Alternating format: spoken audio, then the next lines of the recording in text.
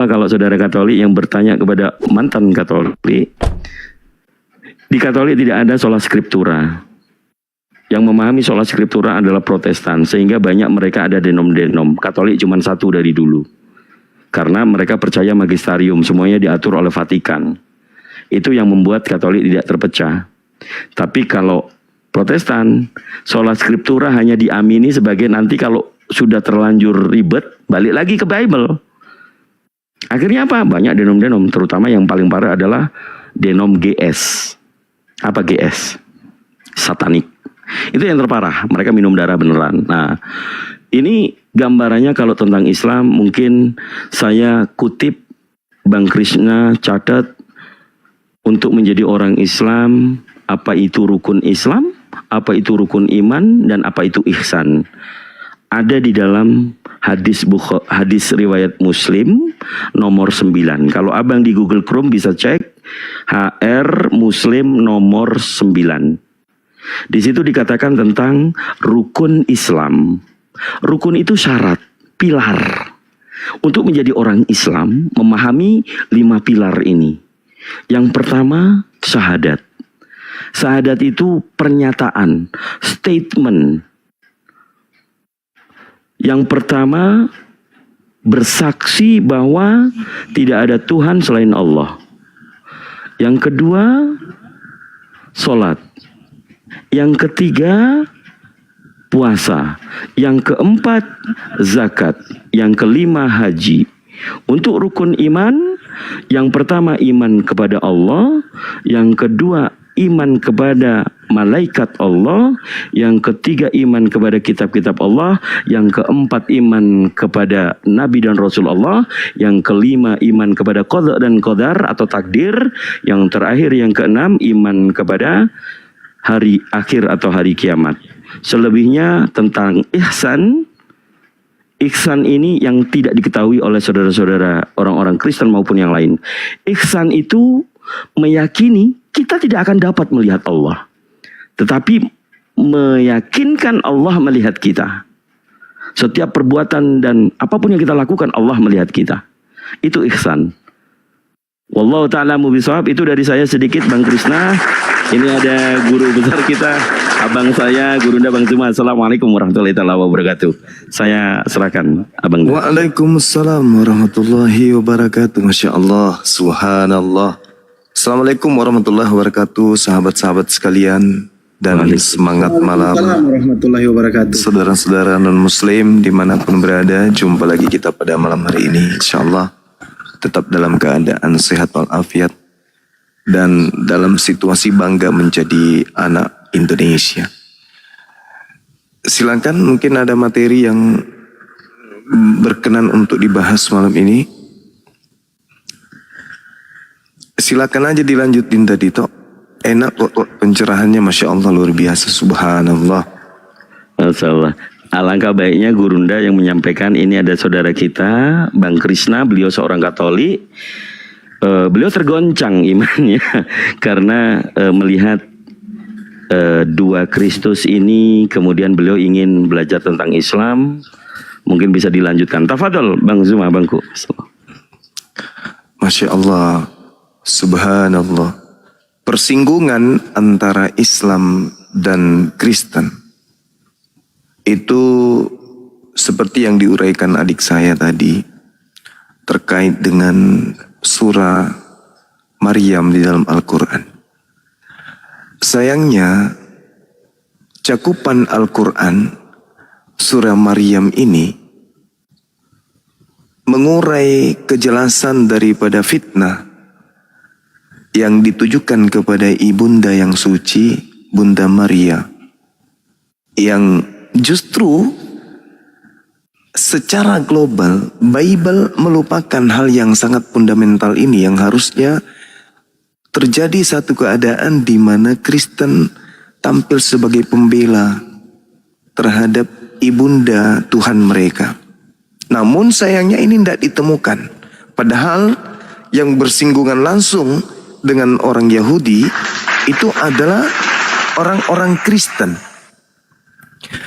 Tokoh-tokoh Kristen utama, jalur utama, poros utama tadinya adalah orang yang bersinggungan dengan Yudaism, yang paham, yang tahu, yang ngerti posisi Ibunda Maria di tengah-tengah pergolakan politik yang ada di tengah-tengah Bani Israel.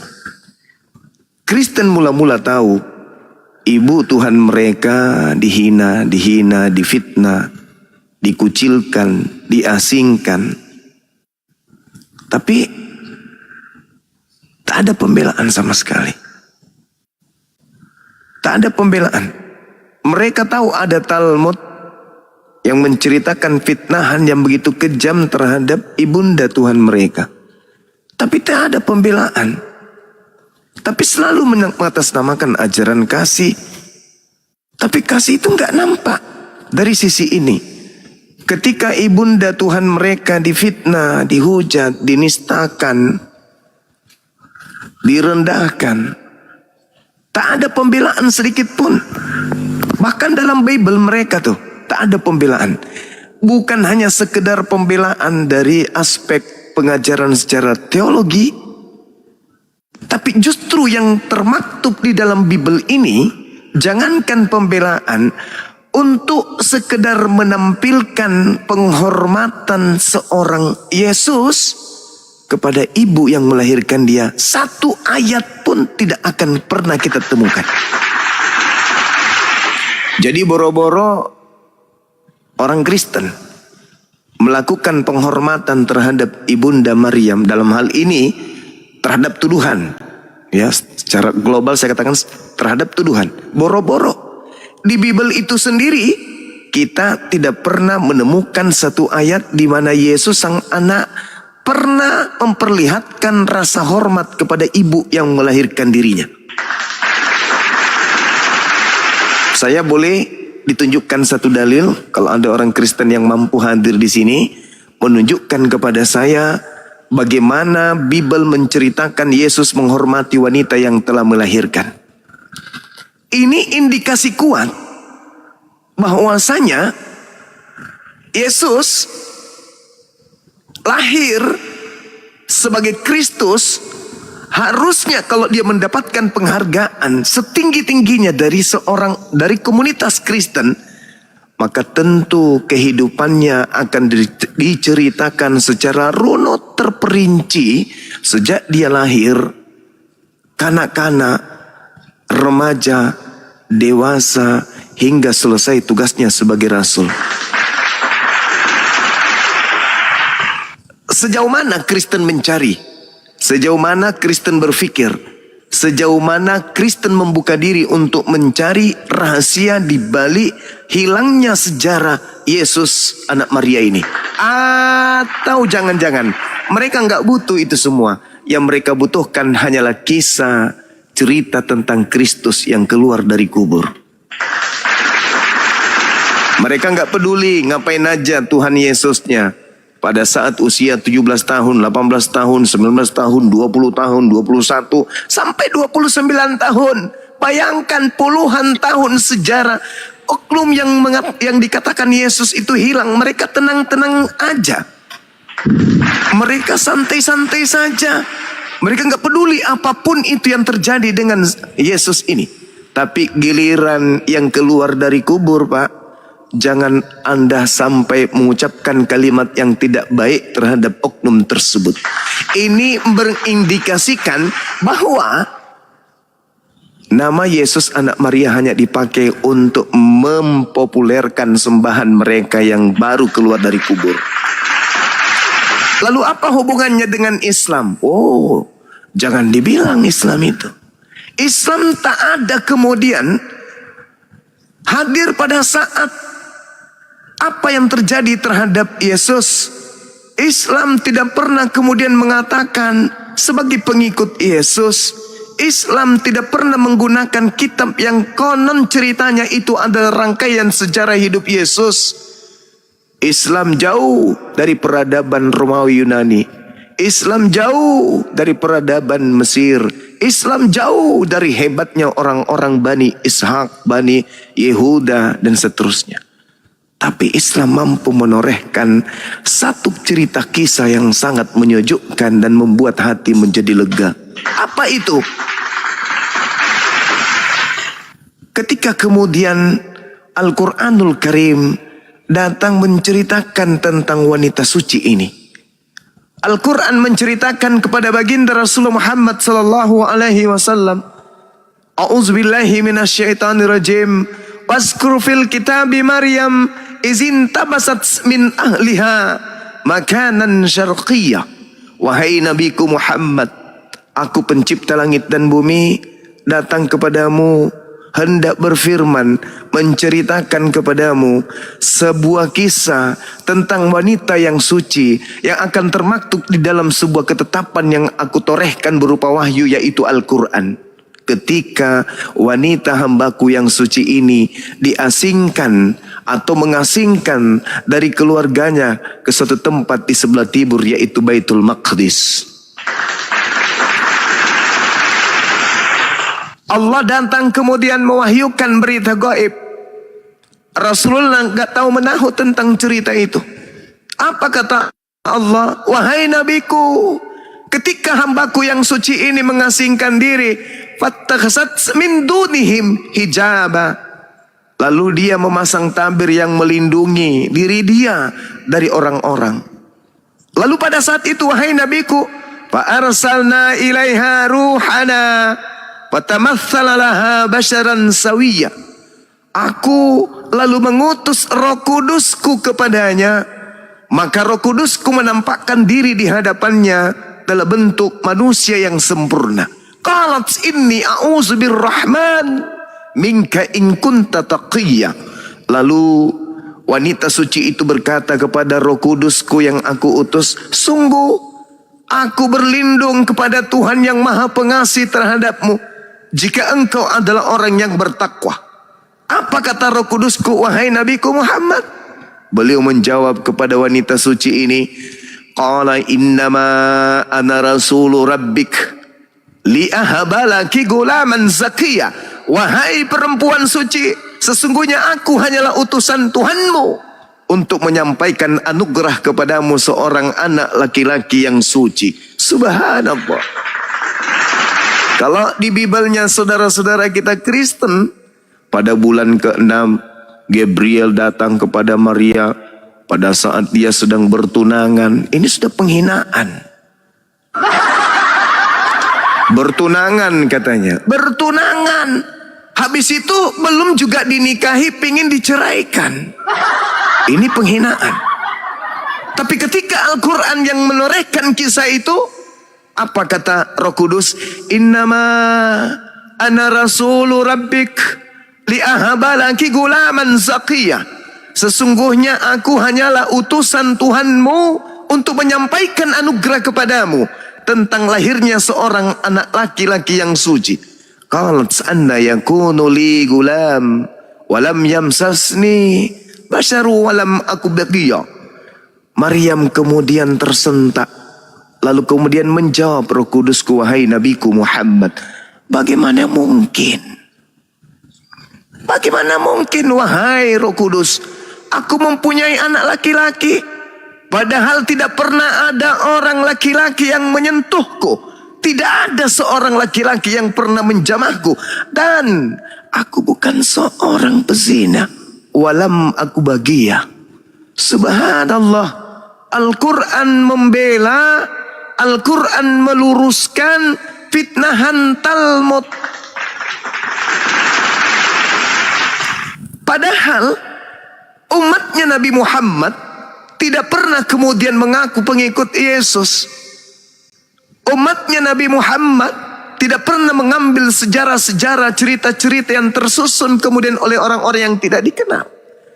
Tapi alhamdulillah, umatnya Nabi Muhammad ditorehkan satu pesan dari langit, bahwa sesungguhnya Maria tidak pernah bertunangan dengan seorang laki-laki. Maria tidak pernah mengandung dari anak seorang tentara Romawi. Maria adalah orang yang suci, yang bukan pesina, yang bahkan tidak pernah disentuh oleh seorang laki-laki manapun. Apa kata Roh Kudus? Kazalik. Demikianlah Tuhanmu. Qala rabbuki huwa alayya hayyan. Tuhanmu berfirman, hal itu mudah bagiku, dan agar kami menjadikan satu tanda kebesaran Allah bagi manusia dan sebagai rahmat dari kami, dan hal itu adalah satu urusan yang sudah diputuskan. Kalau kaidah di Al-Quran, rupa-rupanya Siti Maryam hamil sebagai bukti kebesaran Allah, sebagai rahmat bagi alam semesta. Kehamilan beliau sebagai rahmat. Kehamilan beliau sebagai pembelajaran kebesaran suatu tanda dari langit. Tapi kalau di kitab seberang dikatakan sebagai anak pezina. Penderitaan tidak berujung sampai situ. Nanti di ujung-ujungnya dikatakan makhluk terkutuk di atas salib. Sedangkan Al-Quran mengatakan itu adalah suatu ketetapan. Wa kana amran maqdiyah, kata Allah. Hal itu adalah suatu urusan yang sudah ditetapkan oleh Allah. Maka apa yang terjadi, sahabat? Fahamalathu fantabazat bihi makanan qasiyah. Maka yang terjadi, Siti Maryam alaihi salam mengandung. Lalu beliau mengasingkan diri dengan kandungannya itu ke tempat yang jauh. Setelah kemudian rasa sakit melahirkan memaksanya untuk bersandar pada sebuah pohon. Lalu kemudian Maryam mengatakan, wahai betapa baiknya aku mati sebelum ini, dan aku menjadi seorang yang tidak diperhatikan dan dilupakan. Itu kata Maryam. Lalu kemudian Roh Kudus menyeru kepadanya. Apa kata Roh Kudus? Fanadaha min tahtiha alla tahzani qad ja'ala rabbuki tahtaki sariyah. Kata Allah, kata malaikat, kata Roh Kudus, jangan, kata Roh Kudus, jangan engkau bersedih hati. Sesungguhnya Tuhanmu telah menjadikan anak sungai di bawahmu. Wa huzzi ilaik bijis'in nakhlati tusaqit alaik rutaba janiyah. Goyanglah, goyanglah, goyangkan pangkal pohon kurma itu ke arahmu, niscaya pohon itu akan menggugurkan buah kurma yang masa untukmu. Maka makanlah, maka minumlah, dan bersenang hatilah engkau. Subhanallah. Jika engkau melihat seseorang, maka katakan, sesungguhnya aku telah bernazar berpuasa untuk Tuhan yang Maha Pengasih. Maka aku tidak akan berbicara dengan siapapun pada hari ini. Makan, minum, bersenang hatilah. Jadi Siti Maryam ini diceritakan oleh Al-Quran. Wahai Nabiku Muhammad, ceritakan wanita itu tidak sengsara, tidak dihinakan, malah dimuliakan, disenangkan oleh Allah. Bayinya bukan lahir di kandang binatang, seperti yang dituduhkan oleh orang-orang yang ada di luar sana. Lalu singkat cerita, di dalam Al-Quran, fa'atat bihi qaumaha tahmiluhu qalu ya Maryam laqad ji'ti syai'un fariyah. Kemudian Maryam ini membawa si bayi ini kepada kaumnya dengan menggendongnya. Mereka kemudian orang-orang Yahudi berkata, wahai Maryam, sungguh engkau telah membawa sesuatu yang sangat mungkar.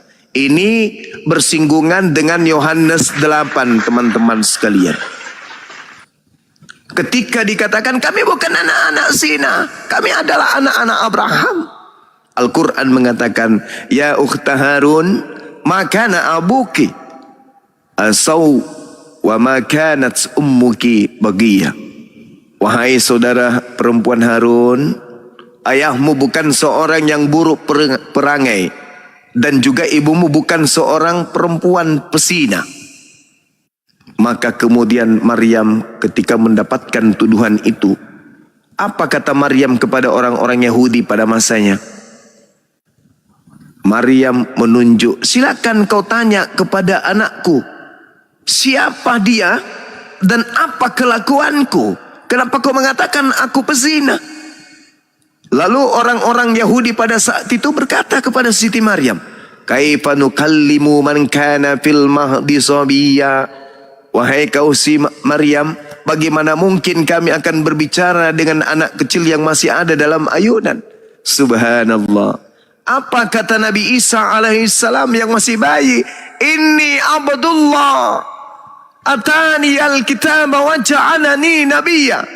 Sesungguhnya aku ini hamba Allah, Dia yang memberiku Injil dan Dia menjadikan aku seorang nabi. Ibuku bukan seorang pesina. Ibuku bukan orang tercela. Aku utusan Allah. Aku hamba Allah yang suci. Aku diberi kitab Injil dan aku ditetapkan menjadi seorang nabi bagi Bani Israel. Ini bukti bahwa Al-Quran mengajarkan Rasulullah Muhammad sallallahu alaihi wasallam memuliakan Yesus, memuliakan Isa, memuliakan Yesua, memuliakan Isa alaihi salam beserta dengan ibunya dan keluarganya. Adakah ajaran seperti ini ditemukan di ajaran Kristen yang konon katanya ajaran kasih, ajaran anak-anak Tuhan, pengikut Yesus? Adakah? Adakah dalam cerita Bible mensucikan tuduhan-tuduhan tersebut terhadap Yesus dan ibunya? Adakah? Sedangkan busur penentu daripada kebijakan yang muncul kemudian antara orang Islam dan Kristen dalam menyikapi hal ini adalah ketika berbicara tentang Yohanes 16, nomor 7, nomor 8, nomor 9, nomor 10, nomor 11, nomor 12, nomor 13, nomor 14. Apa yang inti di situ? Ketika seorang penolong lain, ketika penghibur itu datang, ketika Roh Kudus itu datang, maka Dia akan memuliakan aku. Tidakkah sedikit orang Kristen berpikir betapa Al-Quran memuliakan ibu daripada Tuhan yang mereka sembah? Betapa Al-Quran memuliakan kemudian Tuhan yang mereka sembah dengan mengatakan aku adalah hamba Allah yang suci, terkemuka di dunia dan di akhirat. Dari kecil aja dia sudah membentengi ibunya dari fitnah. Dari kecil saja dia sudah menyampaikan berita-berita dari langit. Dari kecil dia sudah menyatakan dirinya sebagai orang yang suci. Malah dikatakan begini, wa barran biwalidati walam yaj'alni jabbaran syaqiyya. Dan aku berbakti kepada ibuku dan Dia tidak menjadikan aku sebagai orang yang sombong. Malah dikatakan dalam dalil Al-Quran bahwasanya Nabi Isa alaihi salam itu diberkati dimanapun beliau berada, dan beliau hanya mengajarkan kemudian kepada Bani Israel untuk senantiasa menyembah hanya kepada Allah, Tuhanku dan Tuhanmu. Wa innallaha rabbi wa rabbakum wa rabbukum fa'budu hadza siratum mustaqim. Ini ajaran Nabi Isa alaihi salam kepada kemudian orang-orang Yahudi. Nah, ini tidak didapatkan kemudian bagaimana Nabi Isa menceritakan dirinya, bagaimana Allah menceritakan dirinya dalam Al-Quran. Wa ja'alani mubarakan aynama kuntu. Dan Allah menjadikan aku sebagai seorang yang diberkahi, yang disucikan di mana saja aku berada. Saya ulang, Nabiku menerima informasi dari langit. Wahai Nabiku Muhammad, sampaikan ke seluruh penjuru bumi, utusanku yang lahir tanpa ayah di tengah-tengah Bani Israel adalah utusanku yang aku berkahi dimanapun dia berada. Al-Quran surah Maryam ayat 31, wa ja'alani mubarakan aynama kuntu.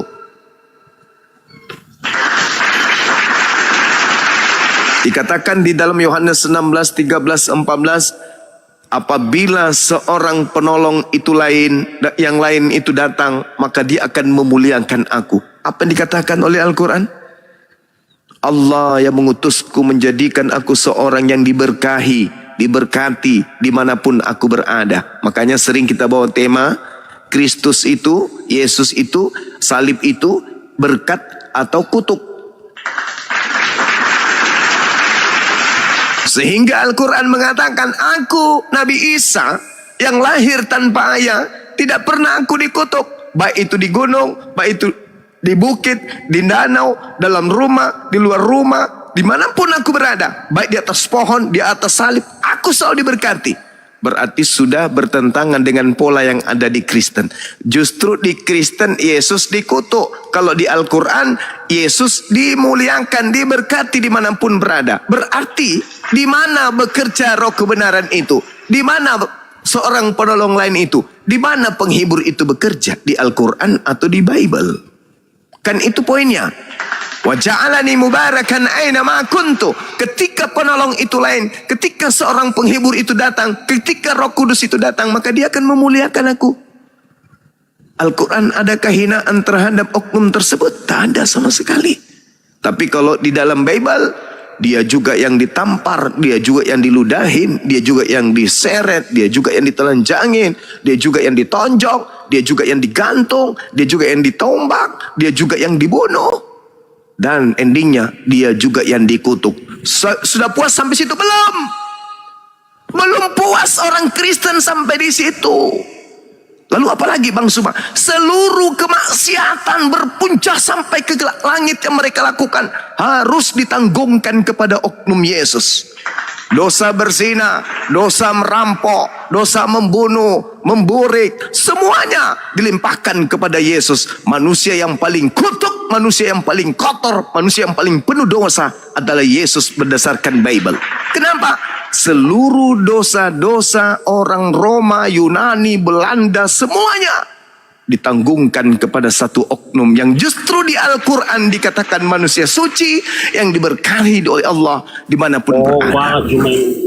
Ini satu pengajaran yang tidak relevan dengan misi kedatangan Yesus. Yesus mengatakan, akulah jalan, akulah kebenaran, akulah hidup. Tidak ada orang yang sampai kepada Bapa tanpa melalui aku. Tapi kok jadi kutuk? Ini seibarat jalan. Narasi si Juma ini. Sabar kawan. Seibarat jalan, jalannya udah hancur lebur.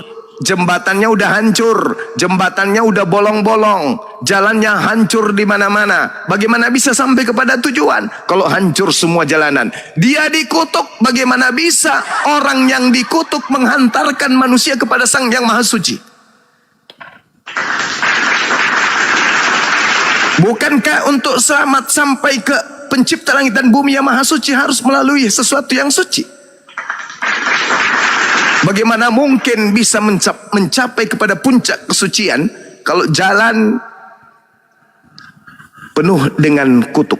Kristus telah menebus orang-orang yang percaya kepadanya dari kutuk hukum Taurat dengan jalan menjadi kutuk karena orang Kristen, sebab ada tertulis terkutuklah dia yang mati digantung di atas tiang salib. Na'udzubillah summa na'udzubillah. Ini yang mau menghantar kepada keselamatan? Tidak mungkin, mustahil. Tidak ada orang yang bisa sampai kepada Bapa tanpa melalui kesucian. Kalau melalui makhluk terkutuk, itu sampainya neraka. Sekira begitu saudara, mohon maaf panjang lebar. Mudah-mudahan apa yang saya sampaikan ini bisa direspon dengan positif. Kalau ada yang salah dari uraian saya, silakan diluruskan. Tapi kalau ada kebenarannya, semoga itu menjadi bias atau cahaya untuk mendatangkan hidayah. Demikian, silakan teman-teman. Masya Allah, Masya Allah. Barakallah fi abangku. Bang Krishna, monitor. Abang, menyimak bang. Dibuka mute-nya bang. Iya bang, iya. Aduh, abang kenapa kok nangis bang? Enggak, ini tenggorokan sakit bang. Oh, kirain nangis abang. Ada lagi yang mau ditanya bang? Mumpung ada Bang Zuma di sini, barangkali ada masih. Ya silakan bang. Itu awal penangkapan si Yesus itu gimana sih bang? Kok bisa dia dapat sama tentara Romawi?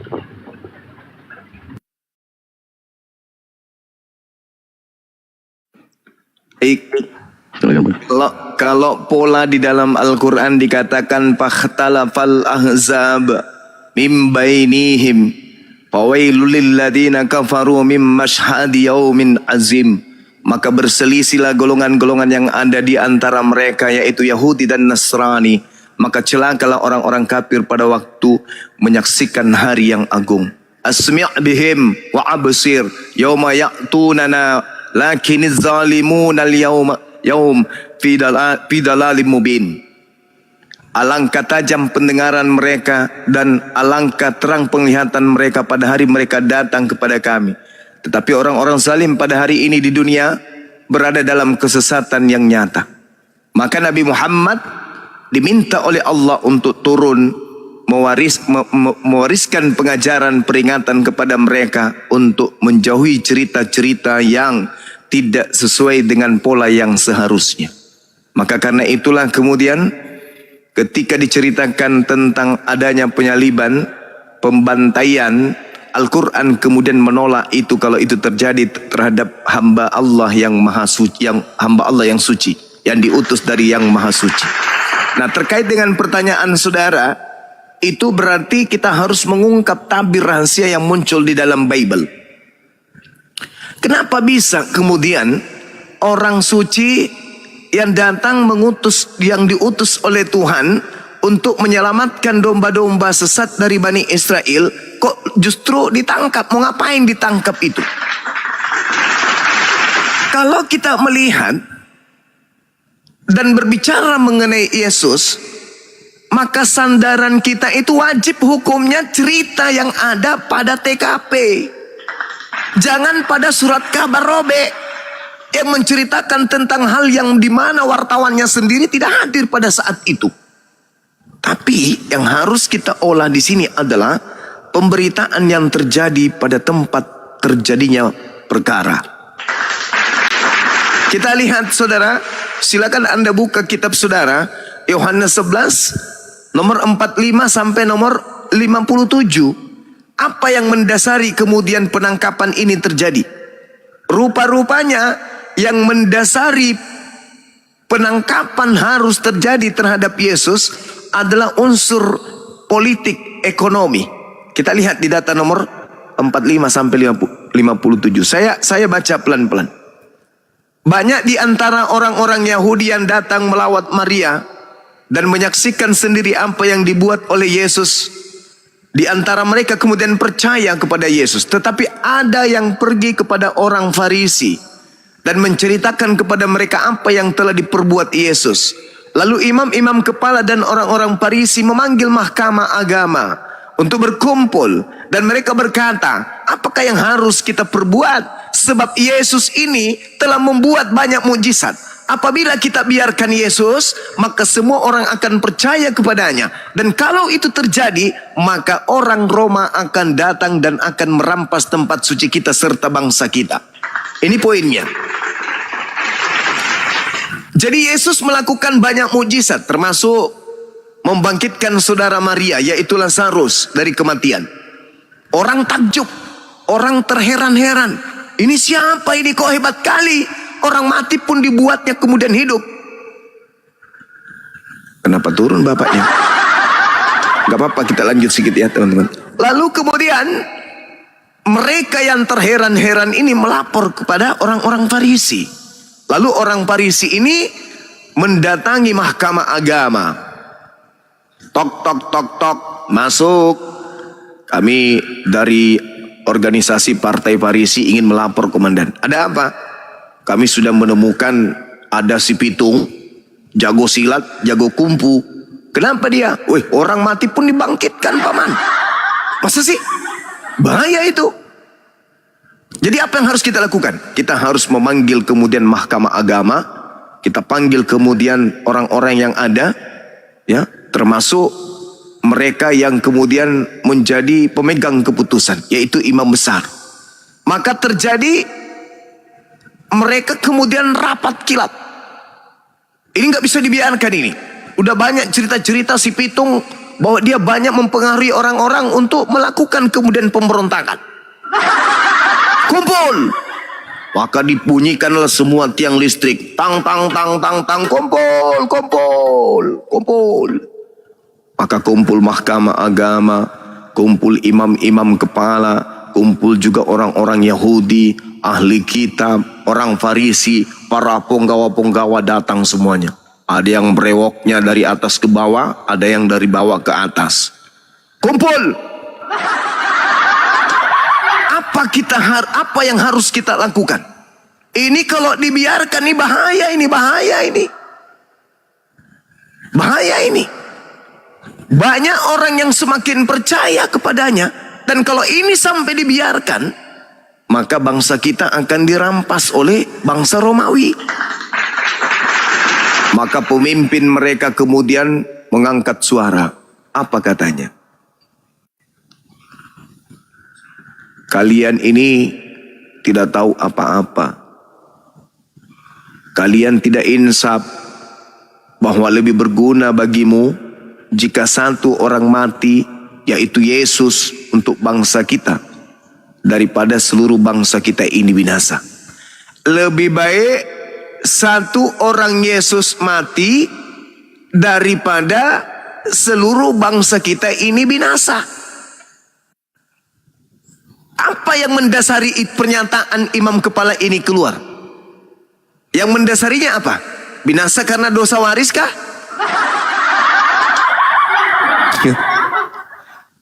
Binasa karena diwariskan dosa dari Adam kah? Tidak, saudara-saudara.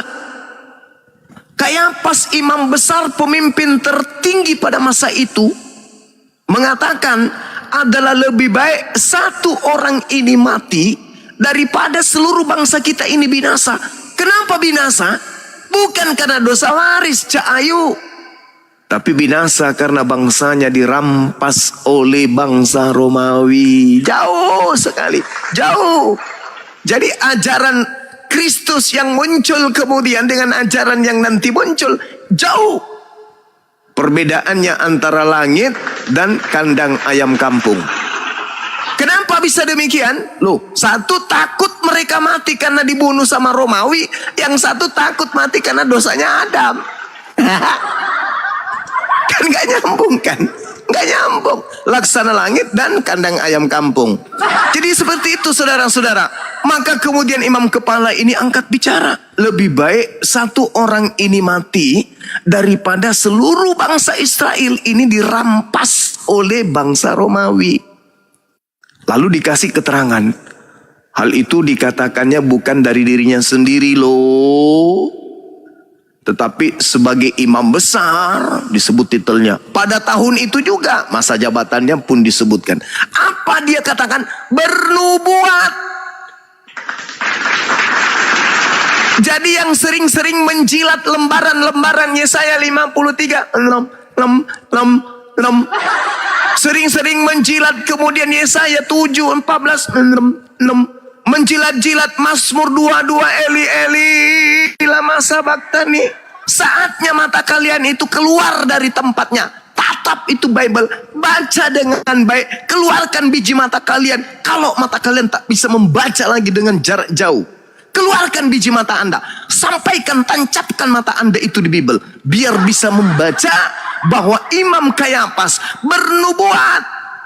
bernubuat untuk kematian Yesus, dan akibat nubuatan inilah kemudian Yesus digiring untuk ditangkap dan dibunuh.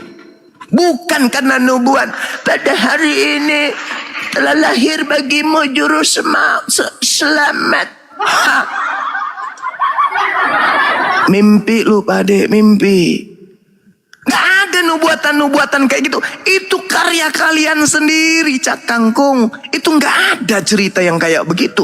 Di TKP orang pada ribut, orang pada menggosip, oknum ini harus mati untuk bangsa kita. Supaya apa, Cak Kangkung? Supaya bangsa kita ini gak dirampas oleh Roma. Gak ada nubuat ke Yesaya, gak ada. Gak ada nubuat ke Mazmur, tak ada. Tak ada nubuat untuk kemudian ke kitab Yeremia, Galatia, apapun itu, Daniel dan seterusnya, itu gak ada.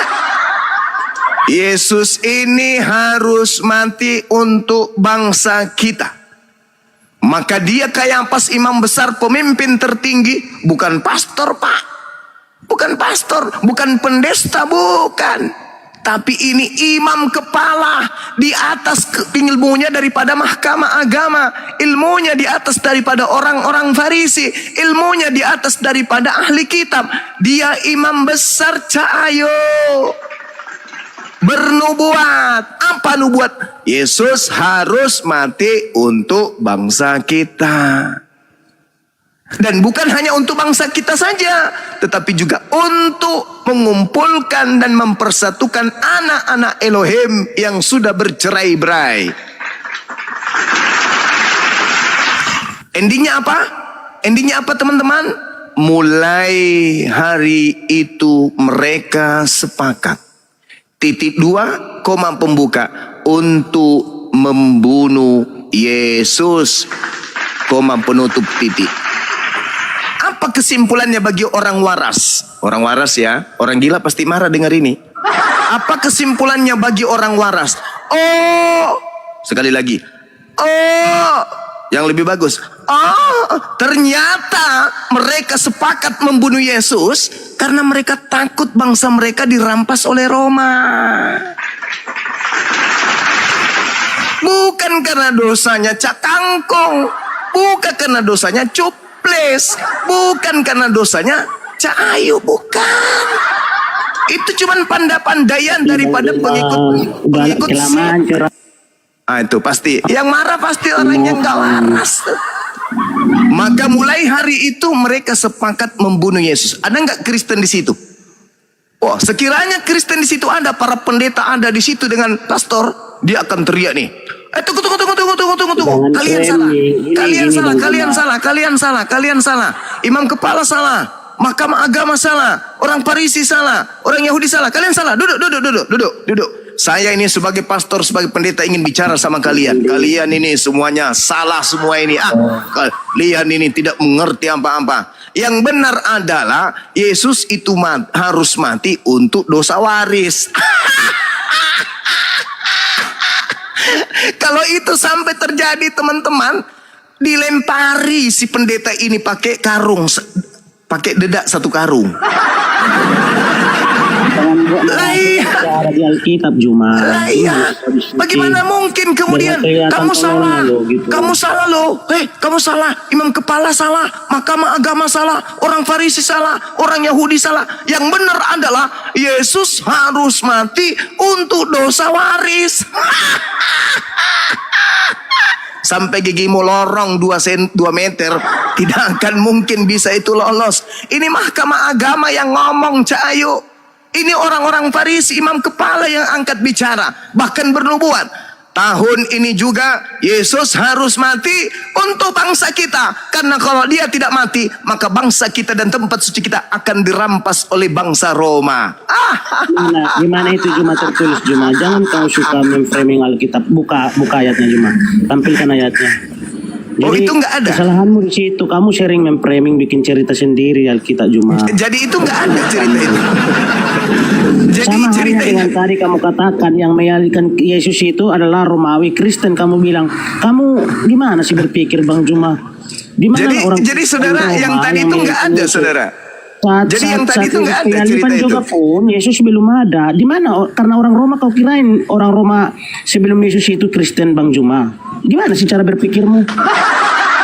Tadi kamu katakan dari awal, makanya saya naik mau membantai itu. Seolah kamu katakan yang menyalahkan Yesus itu orang Kristen karena orang Roma gitu loh. Di mana zaman dulu Kristen ada orang Roma? Oh, Kristen itu ada setelah Yesus kan Juma. Oh, berarti Anda sudah ngaku mereka itu bukan penyembah Yesus Bang Juma, penyembah berhala-berhala itu kayak kamu gitu loh. Oh. Orang Romawi yang menyalahkan Yesus. Jadi kamu memahami Alkitab aja nggak ngerti Bang Juma. Bertobat kamu, jangan begitu. Oh, gitu. Ya, di mana tunjukkan sebelum Yesus ada orang Kristen, termasuk orang Roma itu. Tunjukkan di mana datanya. Apa literasinya Bang Juma? Tunjukkan. Oh. Jadi Anda sudah ngaku bahwa Kristen itu bukan kelompok dari murid Yesus?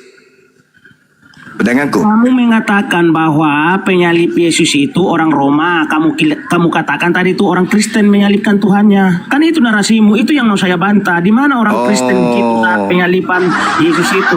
Iya, karena orang Roma, karena orang Roma sekarang Katolik, kamu kirain Roma yang sekarang itu gitu loh. Oh. Gimana sih cacat berpikir Bang Zuma? Iya. Oke. Nah, sekarang Kristen menerima salib ini hadiah dari Yahudi atau hadiah dari Romawi? Ada salib hadiah dari Roma apa dari Yahudi, dari mana? Lalu dari mana? Adalah Yesus, firman-Nya Bapa itu yang menjadi manusia. Dari mana salib itu kamu dari terima? Sorga, Yesus itu dari sorga Bang Zuma. Oh. Kalau salib itu hukuman bagi untuk orang di zaman Yahudi gitu loh. Untuk siapa salib itu diberikan? Oke, Alkitab mencatat bahwa itu buat orang yang melakukan kesalahan besar. Orang-orang yang terkutuk gitu loh. Yang dianggap kelakuannya terkutuk gitu loh Bang. Iya. Berarti jadi betul. Kamu sering Oke, sabar dulu. Anda telah jujur mengatakan bahwa salib itu untuk pelaku besar, untuk orang yang terkutuk. Ini harus Anda dapat apresiasi dari Bang Zuma. Orang-orang Kristen contohi saudara kita ini. Dia sudah mengakui bahwa salib itu adalah hukuman bagi pelaku dosa besar dan hukuman bagi orang yang dikutuk oleh Tuhan. Saya ingin Anda menjawab dan memberikan bukti Kristus anak Maria ini dosa besar yang dilakukannya sehingga dia dikutuk oleh Tuhannya yaitu Elohim itu apa? Silakan. Enggak ada dia itu kan itu kurang-kurangin Bang Zuma. Loh, tadi Anda mengatakan saudara-saudara, tolong di-mute dulu, saudara-saudara. Kami masih mendengarkan, masih ada di kuping kami. Anda mengatakan salib itu adalah hukuman bagi orang pelaku besar dan yang dikutuk oleh Tuhan. Betul teman-teman? Oke, tunjukkan sama saya dikatakan. Betul teman-teman. Betul. Anda mengatakan bahwa salib itu adalah hukuman bagi pelaku dosa besar dan yang dikutuk oleh Elohim. Sekarang saya yang kejar Anda. Saya kejar Anda. Loh, tadi apa Anda? Tunjukkan sama saya di mana Elohim mengatakan dia mengutuk. Jawab. Oke. Apa pertanyaannya, boleh diulang sekali lagi? Kamu mengatakan tadi bahwa Yesus itu Elohim mengutuk Yesus. Di mana itu Bang Zuma? Oke, baik. Jadi gini saudara, saya mendengarkan dari lisan Anda sendiri. Ayat mana? Sabar. Anda enggak kebelet haid kan? Sabar dulu ya. Anda mengatakan salib itu adalah hukuman bagi pelaku dosa besar dan bagi orang yang berdosa dan sehingga dia dikutuk oleh Elohim. Itu jawaban Anda tadi. Di sana Zuma, kau jangan menambah-nambahin Alkitab Bang Zuma. Di mana dikatakan di sana baik perjanjian lama apa baru bahwa di salib itu dikutuk oleh Elohim? Loh, jawab dulu. Tadi Anda mengatakan salib itu adalah hukuman bagi pelaku dosa besar yang dikutuk oleh Elohim. Betul tidak? Tidak ada saya katakan dikutuk, tapi bagi orang yang betul. Gimana ini teman-teman? Gimana ini sahabat-sahabat semua? Tadi kita mendengarkan beliau ngomong, kutuk salib itu adalah hukuman bagi pelaku dosa besar dan yang dikutuk oleh Elohim. Kami mendengarkan itu. Di mana di sana dikata? Oke, nanti putar ulang. Di mana saya katakan dikutuk Elohim Bang Zuma? Jangan kau nambah-nambahin. Sekarang kalau begitu saya tanya, kutuk salib itu hukuman untuk siapa? Aku tanya dulu. Untuk manusia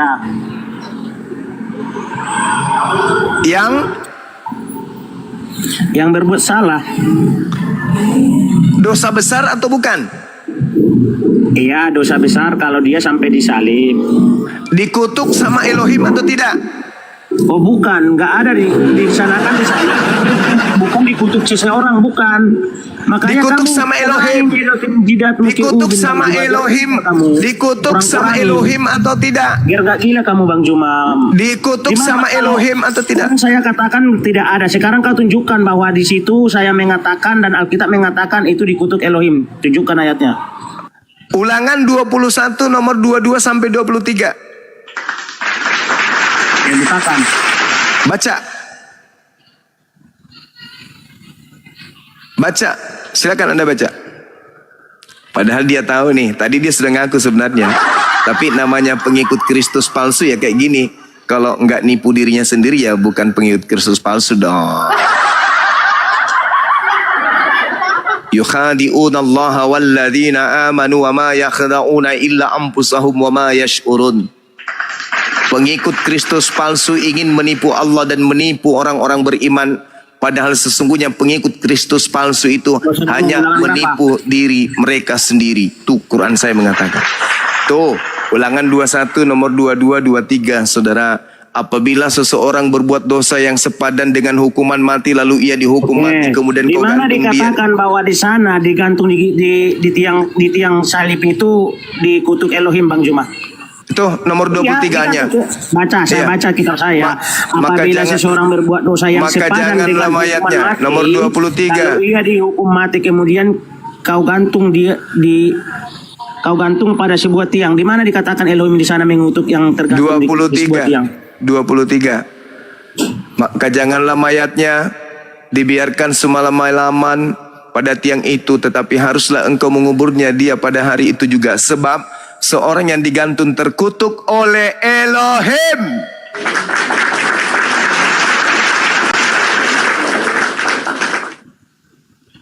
Sampai sini Anda masih mau nipu diri? Di mana? Dimatiin dulu Pandi. Kok di Pandi belum itu loh? Jawab. Nggak ada loh sono dikatakan gitu. Ini kalau penyembah Kristus palsu pasti begini. Selalu nipu diri sendiri. Di situ sudah jelas-jelas tertulis dikutuk oleh Allah. Cuman saya menghargai ente karena ente menggunakan kitabnya Yahudi, maka saya katakan Elohim. Kalau Anda menggunakan kitab Yunani, saya mengatakan dewa. Orang yang dikutuk oleh Elohim, jangan kau biarkan mayatnya semalam-malaman di atas tiang sampai menyentuh tanah yang diwariskan Tuhanmu kepada nenek moyangmu. Jadi, kalau anak Maria ini suci dari dosa, berarti bukan dia yang disalib.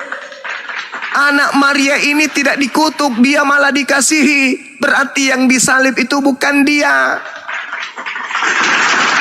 Apa dosa Yesus yang Yesus lakukan sepadan dengan hukuman mati? Ada? Enggak ada. Dosa apa yang Yesus lakukan sampai dia dikutuk oleh Bapa yang mengutusnya? Tak ada. Berarti yang disalib, yang disembah Kristen ini siapa? Kristus juga. Tapi bukan Kristus anak Maria. Tapi Kristus Sibilisis. Sadar kawan. Sadar. Jangan kau fitnah Yesus itu pelaku dosa. Jangan kau fitnah Elohim telah mengutuk Yesus anak yang disucikannya. Jangan. Yang dikutuk biarkanlah dia yang memenuhi syarat. Siapa dia? Pemakan suap, pengkhianat, pelaku dosa besar yang sepadan dengan kutukan, yang pantas dikutuk oleh Elohim. Jangan kau dudukkan Yesus manusia suci itu di situ, jangan. Jangan kau kotori dia. Dia adalah manusia yang suci, lahir karena Roh Kudus, tak pernah ternodai dengan dosa setitik pun, dan dia adalah orang yang ceramah. Gimana ini ceramah dongeng terus dia, Pandi? Ya sudah, kalau begitu oke, sekarang kau yang bicara selama 10 jam untuk membuktikan bahwa Yesus anak Maria punya dosa besar yang sepadan dengan kutukan Elohim. Silakan, saya tunggu. Jangan ada yang berbicara selain ente. Kalau ada yang berbicara selain ente, timpuk mulutnya pakai emas batangan. Silakan, lu yang ngomong. 10 jam untuk membuktikan bahwa Yesus punya dosa yang sepadan dengan kutukan oleh Elohim. Silakan. 1, 2, 3. Kau bernarasi dari tadi udah congor, menambah-nambahin Alkitab gitu loh. Gak ada dikatakan di sana yang tergantung yang salib itu diketuk Elohim. Itu namanya Alkitab itu. Berbicara Yesus ya, itu kan Yesus bahkan difitnah dalam hal itu gitu loh, bahwa Yesus mengaku dirinya anak Allah. Orang ini Mas, ntar dulu Pandi, ada orang saya.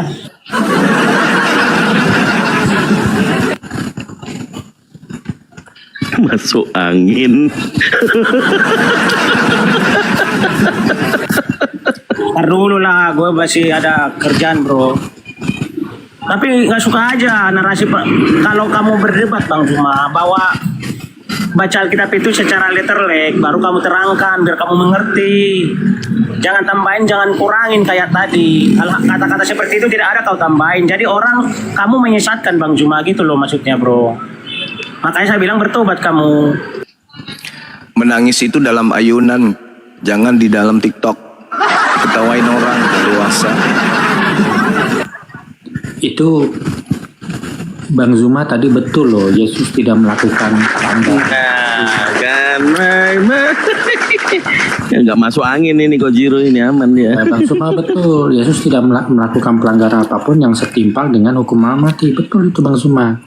Nah, tapi Bang Zuma harus ingat, ada satu orang yang melakukan pelanggaran yang setimpal dengan hukuman mati, yaitu Barabas. Nah, Yesus ini kan menggantikan Barabas. Nah, itu.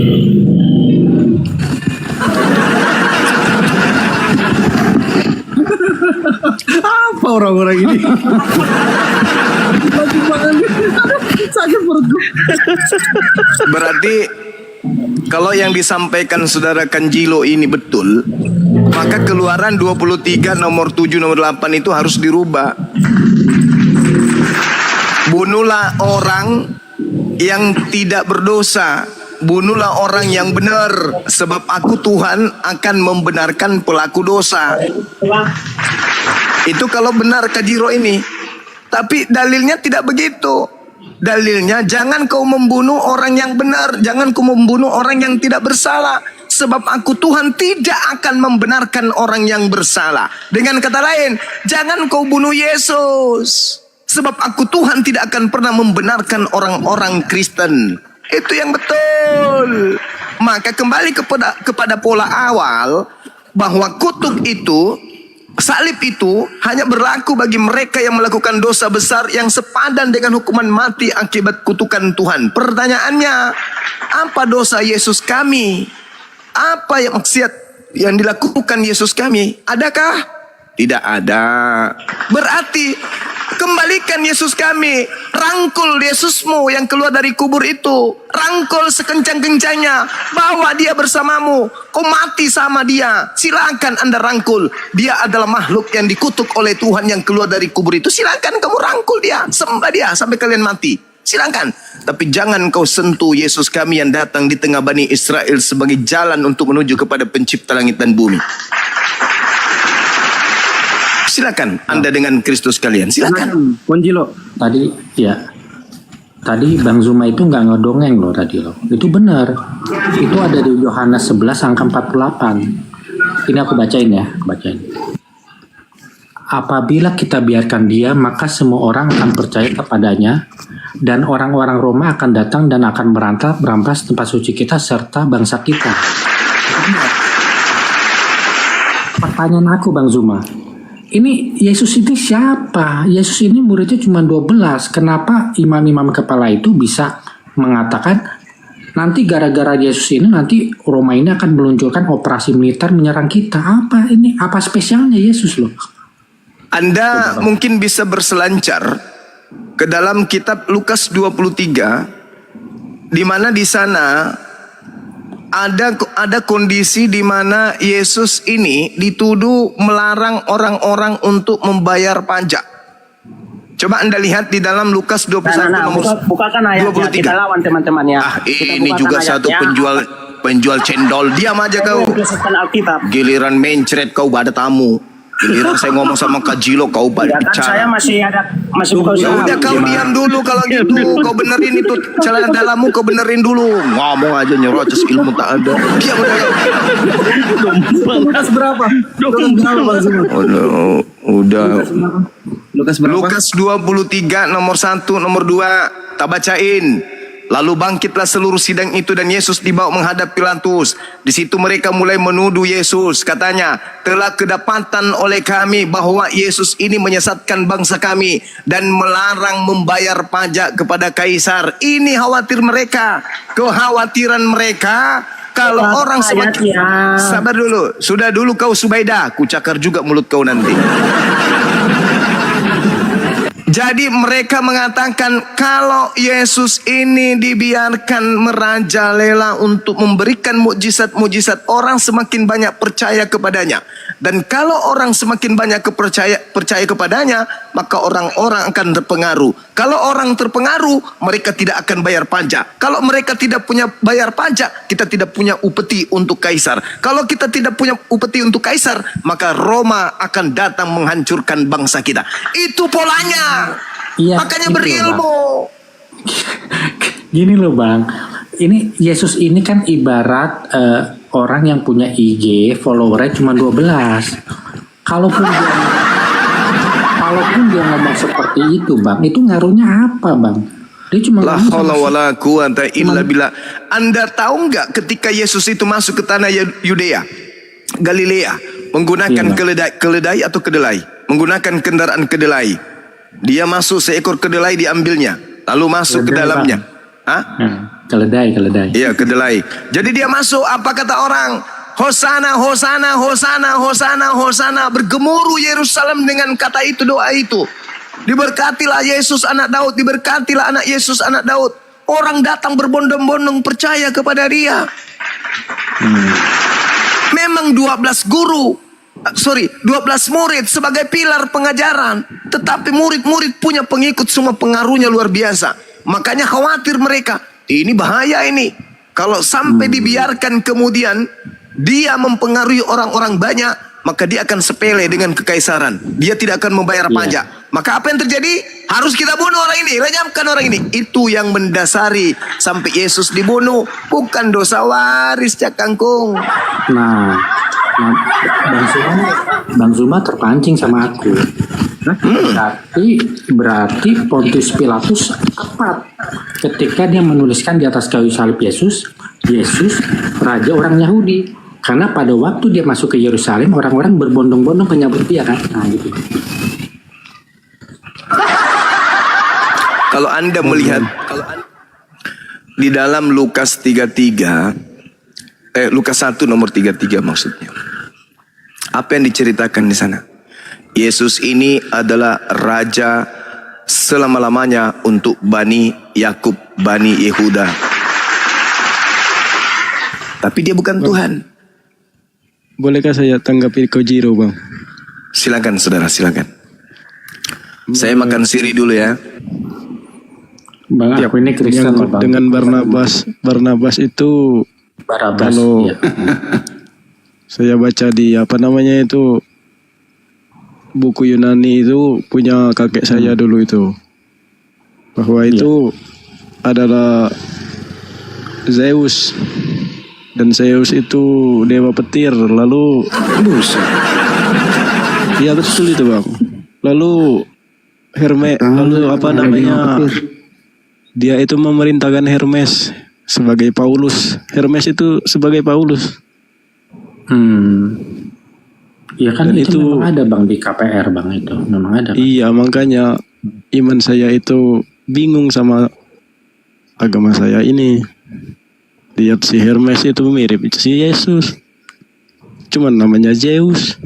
Demikianlah Bang.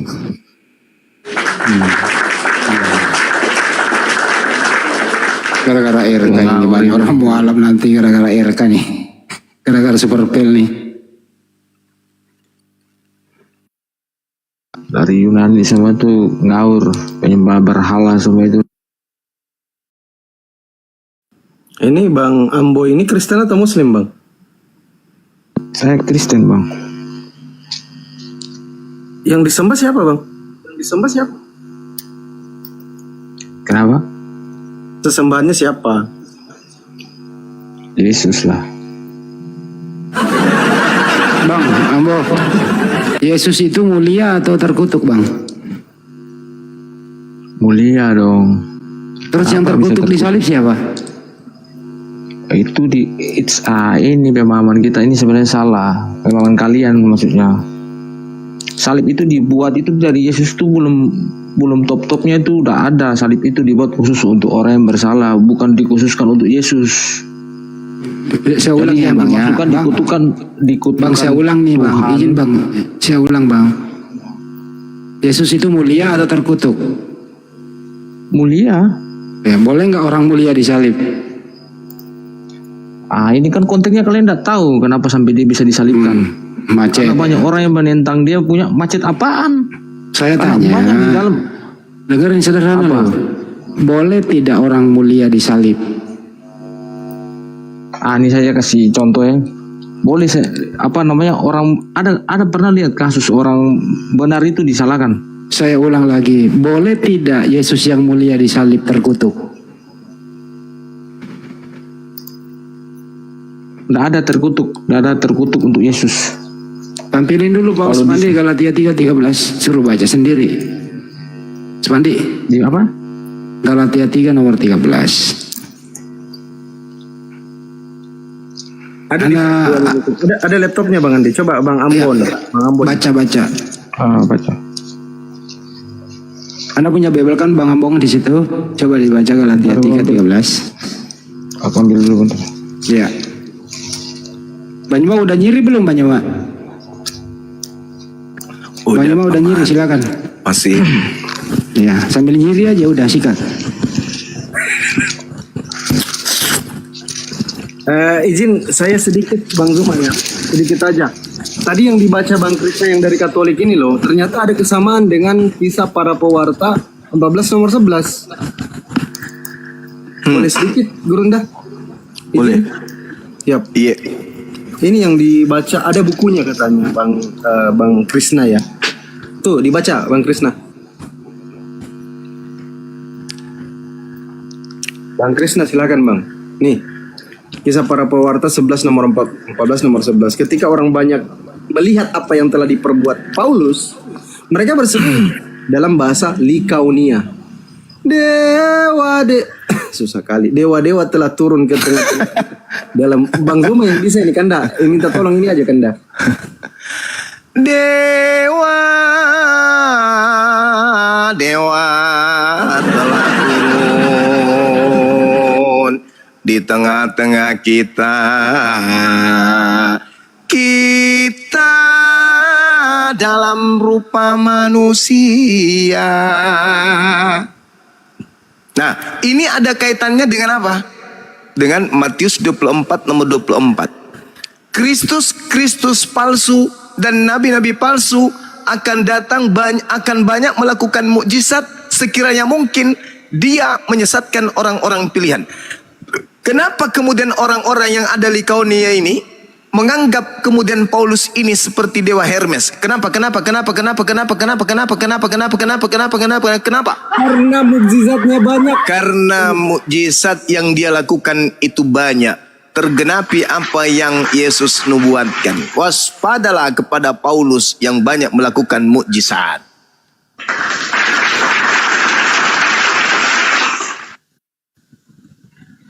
Jadi Kristen tak sanggup menunjukkan satupun dosa Yesus yang bisa meloloskan Yesus sebagai orang yang disalib. Saudara-saudaraku Kristen, dengarkan ini, dengarkan. Mumpung Bang Suma familiar di kuping kalian, dengarkan. Bang Suma ingin ngomong sama kalian. Orang yang disalib, syaratnya ada dua. Yang pertama, melakukan dosa di mana dosa ini sepadan dengan hukuman mati. Syarat yang kedua, pelaku dosa maksiat yang sepadan dengan hukuman mati ini memang sudah relevan, sudah cocok untuk dikutuk oleh Elohim. Pertanyaan saya, apakah Yesus anak Maria memenuhi syarat?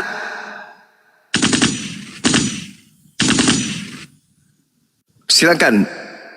Persekutuan Gereja se-Indonesia, silakan layangkan surat. Apakah Yesus Kristus anak Maria memenuhi syarat? Tidak, Silakan.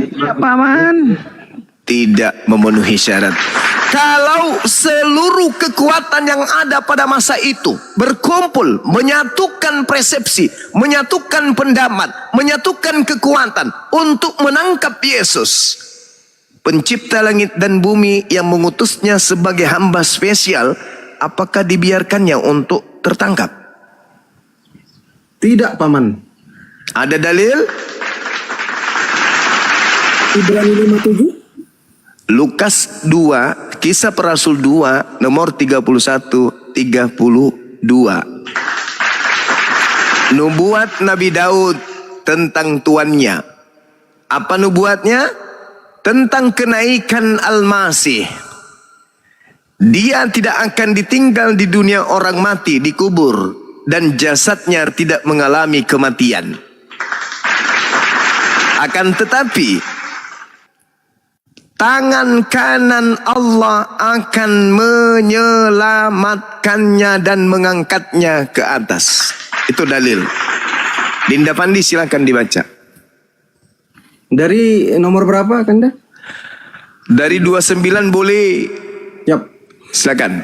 Saudara-saudaraku, aku boleh berkata-kata dengan terus terang kepadamu tentang Ini khotbah Petrus.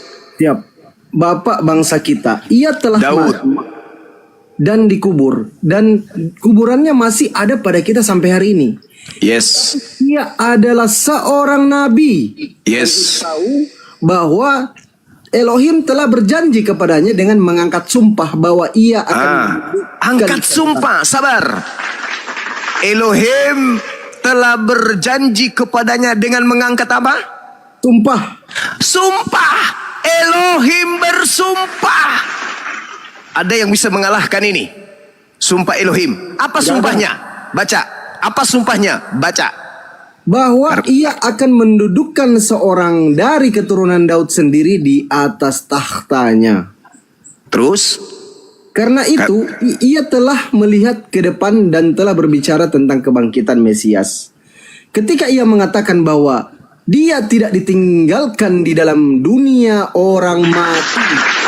Dan dagingnya tidak mengalami kebinasaan. Subhanallah. Lalu? Baca terus. Inilah yang dibangkitkan Elohim. Dan Terus? hal itu kami semua adalah saksi. Saksi. Terus? Dan sesudah ia ditinggikan oleh tangan kanan Elohim, Masya dan menerima Allah. Roh Kudus yang dijanjikan itu, maka dicurahkannya apa yang kamu lihat dan dengar di sini. Masya Allah. Subhanallah. Ini sumpah Tuhan. Ya, silakan. Itu kan setelah ini menurut logika saya sih Bang. Iya. Setelah dia diangkat itu lalu turun yang di Jaringan saya ya. Bukan jaringan beliau. Jaringan beliau. Ya, diingatkan lagi deh. jaringan saya nih Bang. Ya, diingat. Coba diulangi Bang Krisna. Begini Bang, setelah diangkatnya Zeus, siapa itu si Yesus itu kan, lalu turunlah itu si Zeus itu mungkin itu yang menurut logika saya, lalu memerintahlah dia Hermes atau Paulus itu yang menurut logika saya sih Bang. Bukan logika antum, bukan logika Anda. Itu dalilnya. Baca nomor 36-nya. Dinda Pandi. Siap. 36-nya. Kisah Para Pewarta 2 nomor 36. Iya. Jadi seluruh kaum Israel harus tahu dengan pasti bahwa Elohim telah membuat Yesus yang Kau salibkan itu menjadi Tuhan dan Kristus. Nah, Haleluya. tuh.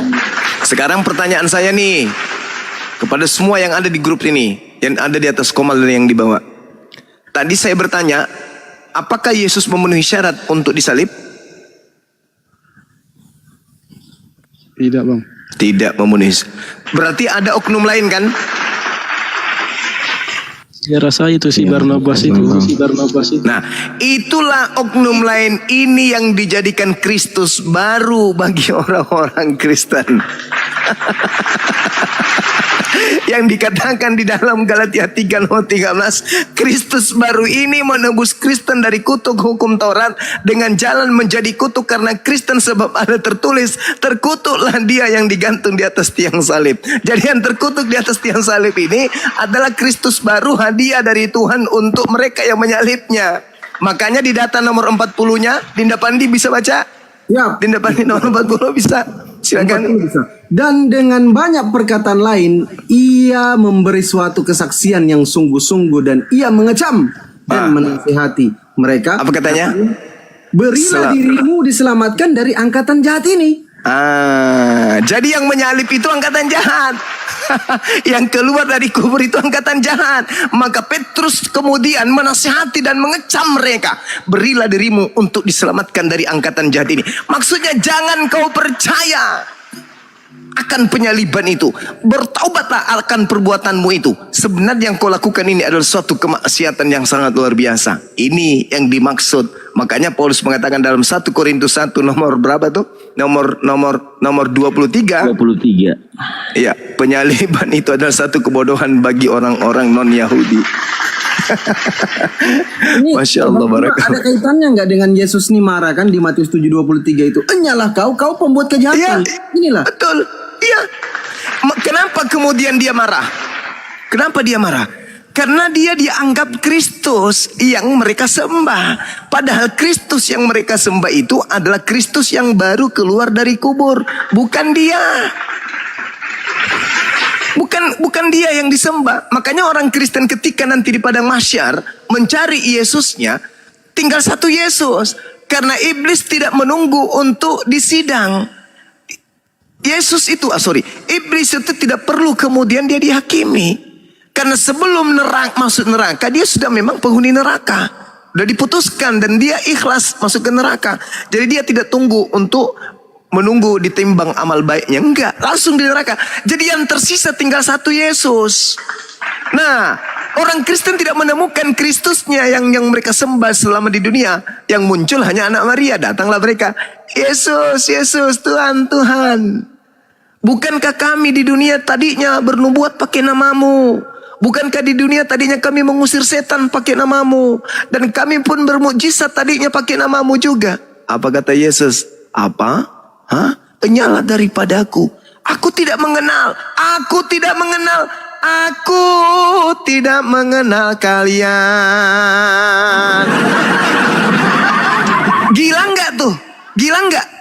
Bayangkan. Orang Kristen baru lahir, udah diajarin kemudian mengenal Yesus. Yesus Tuhan kita. Yesus luar biasa. Dari kecil tuh dididik. Ke gereja, kebaktian, sekolah minggu. Wah, masakan iya nggak dikenal sama Yesus? Bayangkan tuh. Mereka mati siang malam, usaha siang malam, buka usaha, bongkar usaha siang malam, menyembah Yesus. Masa iya nggak kenal Yesus? Masa Yesus nggak kenal dia? Makanya ketika dia datang, apa kata Yesus? Aku tidak mengenal kalian. Kalian semua adalah pembuat kejahatan. Enyahlah daripadaku. Kok bisa? Ada apa? Oh, rupa-rupanya yang Kristen sembah ini adalah Kristus yang lain. Andai saja Yesus itu bisa mengatakan, sebenarnya nama Yesus yang kau panggil, yang kau seru, yang kau mengusir setan karena namanya, dan yang kau panggil Tuhan itu bukan aku, dek. Yang di dalam neraka tuh, sana. Ke Tuhanmu sana, ikut sama Tuhanmu. Ikut sana sama Tuhanmu. Aku tidak mengenal kalian. Kenapa demikian? Karena Yesus sendiri mengatakan apa? Yohanes 10 nomor 27. Catat. 27 dari bab 10 kitab Yohanes. Catat. Yohanes 10 nomor 27. Apa kata Yesus? Aku mengenal pengikutku. Pengikutku mengenal aku. Kok bisa? Yes. Mereka mendengarkan suaraku dan mengikuti aku. Mari kita urai. Ketika Yesus berkata, aku diutus hanya kepada domba yang sesat dari umat Israel. Orang Kristen dengar nggak? Mau nggak orang Kristen dengar itu? Mau nggak? Nggak mau. Yesus mengatakan, Jika ada orang berkata kepadamu bertemu dengan Mesias di padang gurun, bertemu dengan Mesias dalam bilik, jangan kamu percaya. Orang Kristen mau nggak mendengar suara itu? Enggak mau. Enggak mau. Aku mengenal pengikutku, pengikutku mengenal aku. Mereka mendengarkan suaraku dan mengikuti aku. Ketika Yesus berkata hidup kekal itu adalah satu-satunya Tuhan yang di langit dan aku hanya utusan, orang Kristen mau ikut nggak? Enggak mau. Enggak mau. Ketika Yesus bersunat, Kristen mau nggak? Enggak mau. Ketika Yesus kemudian puasa, Kristen mau nggak? Enggak mau. Ketika Yesus menyembah hanya satu Tuhan, Kristen mau nggak?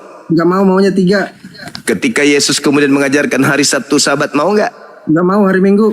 Ketika Kristen mengajarkan untuk jangan makan yang diharamkan oleh Nabi Musa, mau nggak? Enggak mau. Nggak mau. Ini yang mau mengaku sebagai murid, ini yang mengaku sebagai pengikut. No, kata Yesus, enyahlah daripada aku tendang bokongmu, pergi sana. Itu dalil. Jadi kesimpulannya, Kristen diduga keras menyembah Kristus palsu. Demikian sementara, silakan. Oke, silakan teman-teman Kristen sebentar Bang. Bang Juma. Iya, silakan Bang Ambon. Minta maaf agak terlambat aku tadi. Tidak nyimak Kristus yang salah ini yang mana? Yang Abang juga maksud ini? Kristus yang salah. Silakan Guru. Yang di kayu salib atau yang sesudah di kayu salib atau yang mana? Yang di kayu salib, Bang. Bukan Yesus yang di kayu salib. Yesus orang suci ini tidak lolos. Berarti Mungkin dia tidak disalibkan. Yes, dia nggak disalibkan. Dia diangkat langsung oleh tangan kanan Elohim ke langit. Yang disalibkan adalah orang yang diserupakan dengan dirinya. Itulah yang disembah oleh saudara-saudara kami Kristen. Apa buktinya? Ada ayatnya nggak, Bang? Ayat yang mana nih? Ayat mana? Yang menunjukkan kalau dia itu memang bukan Yesus yang asli gitu. Anda coba baca Markus 16 nomor 12. Lalu Yesus menampakkan diri kepada kedua muridnya dalam rupa yang lain. Pertanyaan saya, yang nongol saat itu rupanya sudah lain. Apa yang Anda pahami di situ? Sesudah ia menampakkan diri, 16, sesudah itu Yesus menampakkan diri dalam rupa yang lain kepada dua orang dari mereka ketika keduanya dalam perjalanan keluar ke kota. Pertanyaan saya, betul di sini dalam rupa lain? Betul di sini dalam rupa lain, Bang? Bang. Bentar, Bang. Satu mangkok, Bang. Markus 16 nomor 12. Nomor 12.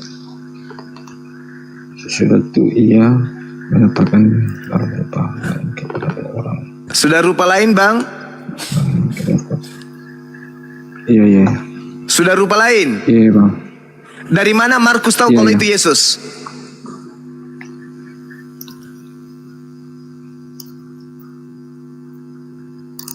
Kurang tahu juga sih. Karena itu sudah bukan Yesus. Itu sudah bukan Yesus. Apa buktinya dia bukan Yesus? Dalam rupa lain. Tetapi supaya dianggap itu Yesus, maka dikatakan, maka dia Yesus menampakkan diri dalam rupa yang lain kepada kedua muridnya. Dari mana Markus tahu kalau itu Yesus? Yang kedua, Kisah Para Rasul 25 nomor 19. Mereka berselisih paham tentang seseorang yang bernama Yesus.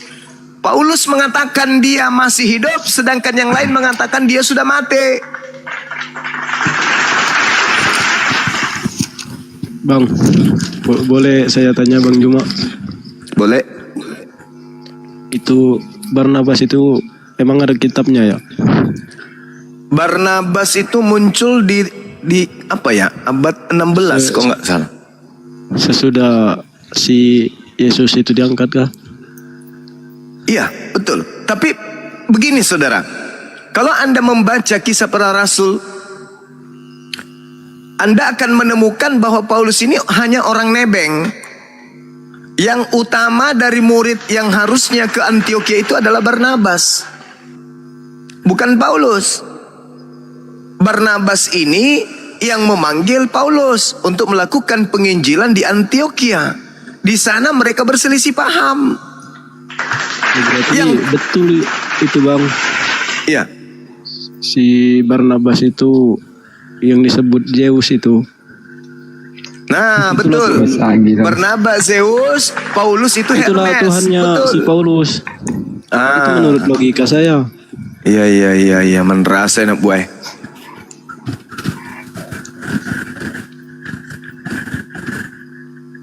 Nah, Barnabas mereka sebut Zeus dan Paulus mereka sebut Hermes karena ia berbicara. Si Hermes ini mengangkat si Paulus menjadi nabi. si Hermes jadi Yesus.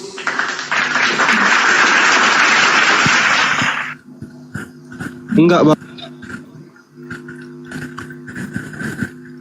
Jadi Hermesnya bukan jadi Kristus.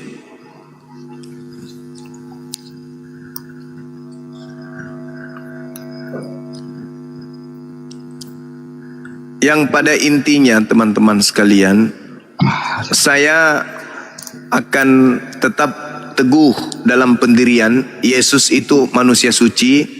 Yesus itu yang adalah anak Maria yang lahir tanpa ayah, manusia suci yang tidak mungkin disalib. Tidak mungkin, karena dia adalah orang suci. Sedangkan salib itu hanya diperuntukkan kepada orang yang dikutuk oleh Tuhan. Yesus apakah dikutuk? Nggak mungkin dikutuk. Jadi ayo saudara-saudara Kristen bangun dari tidur panjang, bangun. Gini loh, Kiamat sudah dekat. saya kan Tapi gini bang, di dalam ajaran Kristen itu kan sebentar kawan ada Bono. ada apa? Satu-satu. Ah iya. Lanjut, Silakan. abang. Nah dulu, Amboi dulu, Amboi.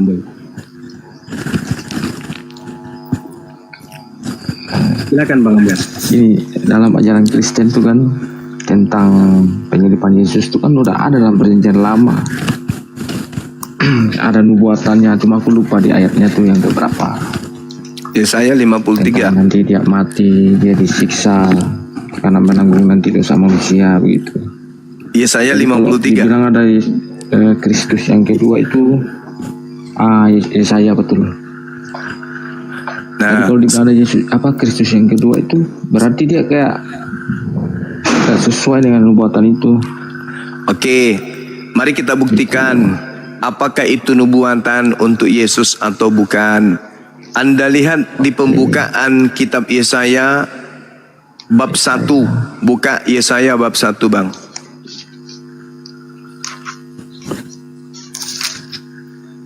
Boleh baca nomor 1-nya? Sorry bang. Ya, Saya dulu lah bang, nanti lupa saya naik bang.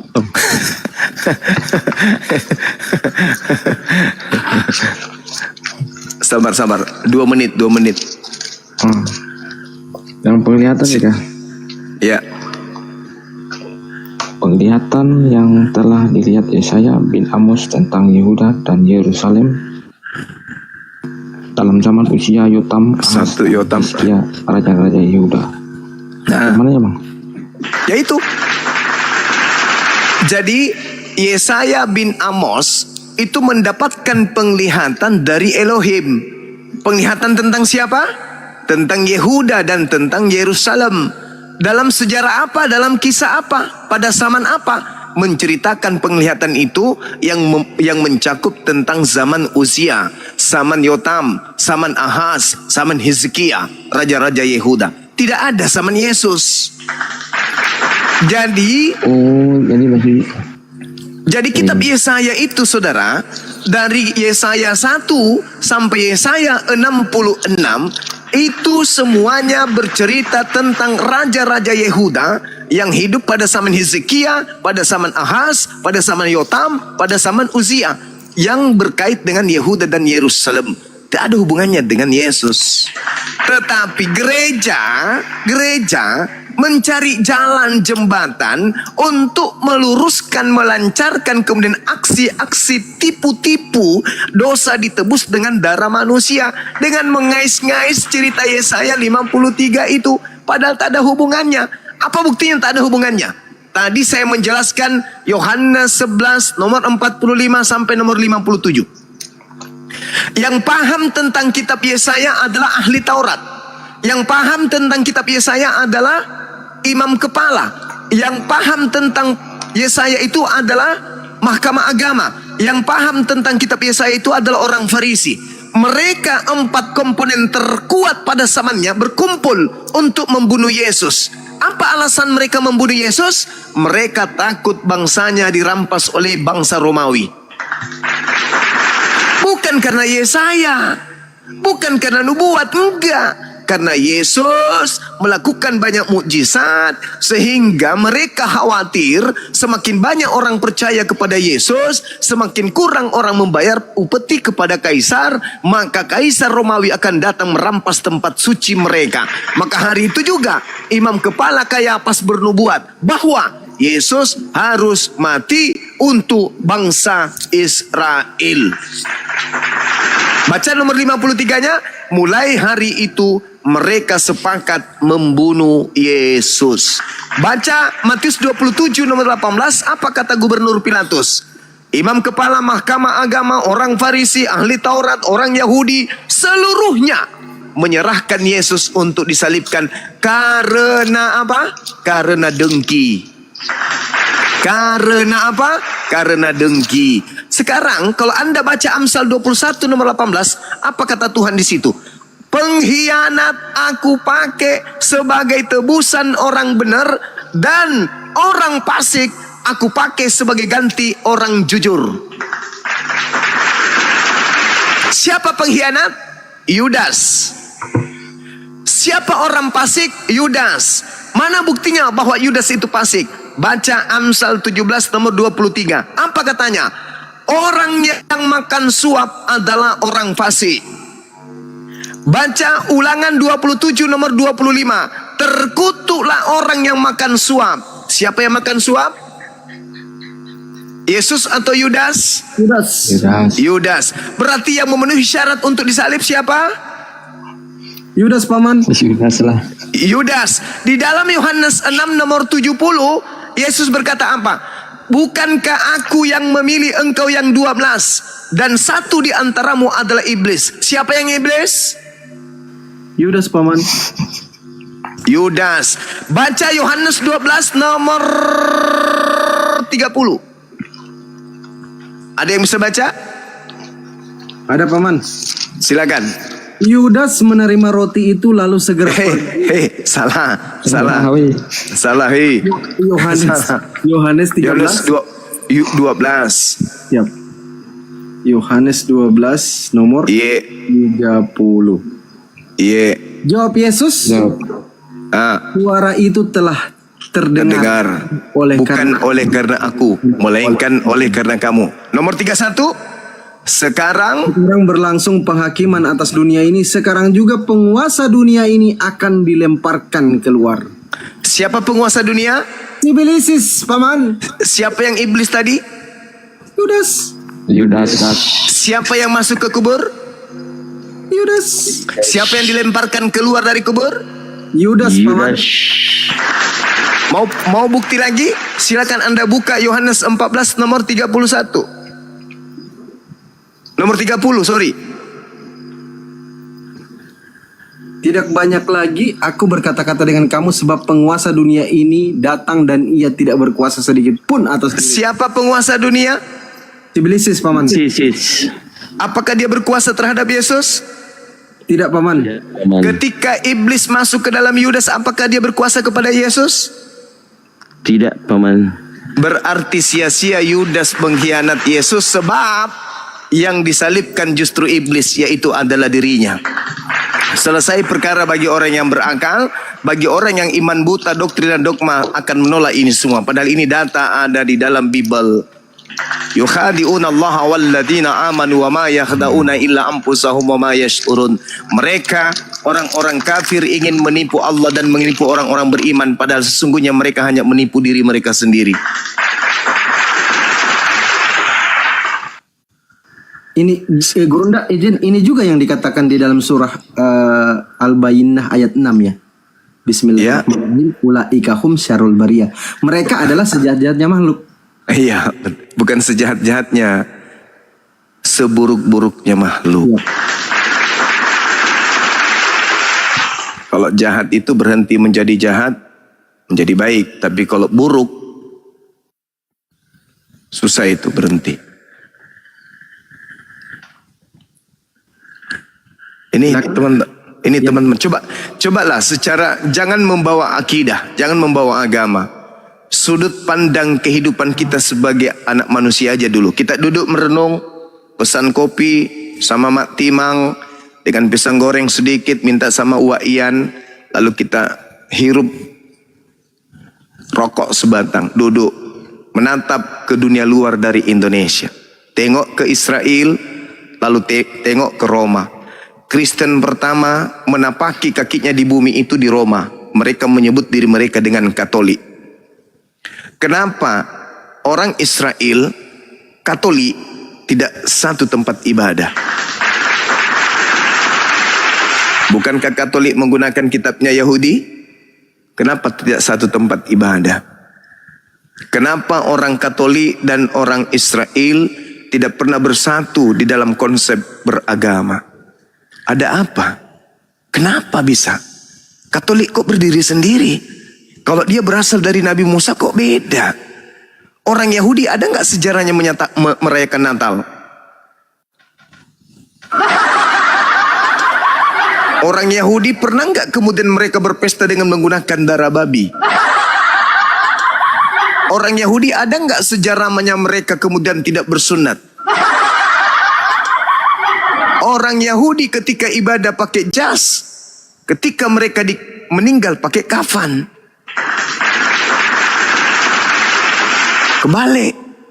Apakah pernah berpikir di kepala kita ini, kok bisa orang Yahudi, orang Katolik tidak menyatu? Padahal Katolik begitu megahnya, Vatikan Romawi begitu kayanya, gaungnya sampai ke langit. Kenapa orang Yahudi tidak tergiur untuk menjadi pengikut? Toh agama kitabnya sama. Toh katanya berasal dari Elohim, anak-anak Elohim juga. Kenapa? Itulah yang harus harus Anda pikirkan. Kita pikirkanlah, bukan cuma Anda, saya pun juga memikirkan itu. Sehingga dari hasil pemikiran ini membuahkan keinginan untuk belajar Bible. Maka salah satu poin saya temukan kemudian di dalam Kisah Para Rasul 24 nomor 5. Apa suruhan orang-orang Yahudi di sana?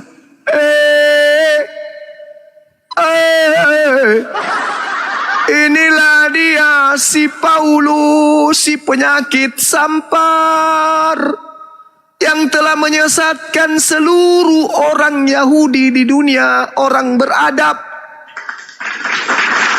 Dan dia adalah tokoh dari Kristen. Yang kedua, kita dihantarkan kemana teman-teman? Dihantarkan ke Kisah Para Rasul 21 nomor 15 sampai nomor 26. Apa yang tertulis di sana? Ternyata saudara-saudara Islam Kristen, dengar. Ternyata di dalam Kisah Para Rasul 21 nomor 15 sampai nomor 26. Paulus bertaubat dari mengajarkan ajaran Kristen. Subhanallah. Tidak percaya? Silakan Anda buka Kisah Para Rasul 21 nomor 15 sampai nomor 26. Paulus bertaubat dari mengajarkan surat-suratnya. Kalau ada yang berkenan untuk membaca, Silakan kita simak. Bertaubat dia ditahirkan, lalu dia mempersembahkan kurban. Wow. Padahal dia sudah mengatakan Yesus adalah kurban untuk sekali. Yesus sudah menebus dosa. Tapi kenapa ketika dia kembali ke Yerusalem, dia malah ikut mempersembahkan kurban lagi? KPR berapa tadi? 2021 ya. 21 ayat 15, nomor 15 sampai nomor 26. Tolong dibaca.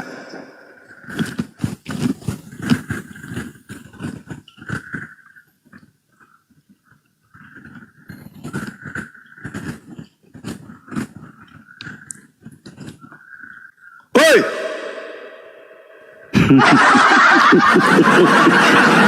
Madrasah ini. Kepada serius amat sih bacanya. Lagi dicari kan. Yang mana nih? KPR 21. Sesudah beberapa hari lamanya tinggal di Kaisarea, berkemaslah kami, lalu berangkat ke Yerusalem. Bersama-sama dengan kami turut juga beberapa murid dari Kaisarea. Mereka membawa kami ke rumah seorang yang bernama Manason. Ia dari Siprus, dan sudah lama kami menjadi murid. Kami akan menumpang di rumahnya. Ketika kami tiba di Yerusalem, semua saudara menyambut kami dengan suka hati. Pada keesokan harinya, pergilah Paulus bersama-sama dengan kami mengunjungi Yakobus. Semua panatua telah hadir di situ. Paulus memberi salam kepada mereka, lalu menceritakan dengan terperinci apa yang dilakukan Elohim di antara bangsa-bangsa lain oleh pelayanannya. Pendengar itu mereka memuliakan Elohim. Lalu mereka berkata kepada Paulus, "Saudara, lihatlah, beribu-ribu orang Yahudi telah menjadi percaya, dan mereka semua rajin memelihara hukum Taurat. Tetapi mereka mendengar tentang engkau, bahwa engkau mengajar semua orang Yahudi yang tinggal di antara bangsa-bangsa lain untuk melepaskan hukum Musa, sebab engkau mengatakan supaya mereka jangan menyunatkan anak-anaknya dan jangan hidup menurut adat istiadat kita. Jadi bagaimana sekarang? Tentu mereka akan mendengar bahwa engkau telah datang kemari. Sebab itu lakukanlah apa yang kami katakan ini. Di antara kami ada 4 orang yang bernazar. Bawalah mereka bersama-sama dengan engkau. Lakukanlah pentahiran dirimu bersama-sama dengan mereka, dan tanggunglah biaya mereka, sehingga mereka dapat mencukur rambutnya. Maka semua orang akan tahu bahwa segala kabar yang mereka dengar tentang engkau sama sekali tidak benar, melainkan bahwa engkau tetap memelihara hukum Taurat. Tetapi mengenai bangsa-bangsa lain yang telah menjadi percaya, sudah kami tuliskan keputusan-keputusan kami, yaitu mereka harus menjauhkan diri dari makanan yang dipersembahkan kepada berhala, dari darah, dari daging, binatang yang mati dicekik, dan percobulan. Pada hari berikutnya Paulus membawa orang-orang itu serta dengan dia. Ia mentahirkan diri bersama-sama dengan mereka, lalu masuk ke Bait Elohim untuk memberitahukan bila mana pentahiran akan selesai dan persembahan akan dipersembahkan untuk masing-masing. Pertanyaan saya, sebagai Yudaism, persembahan apa yang dipersembahkan oleh Paulus pada saat pentahiran? Ini, minggir saya jawab. Silakan. Jadi, ya. Minggir saya jawab. Ambo jawab. Pentahiran siapa? Yang mana? Pentahiran yang Yesus katakan di dalam Matius 8 nomor 4. Silakan Anda baca.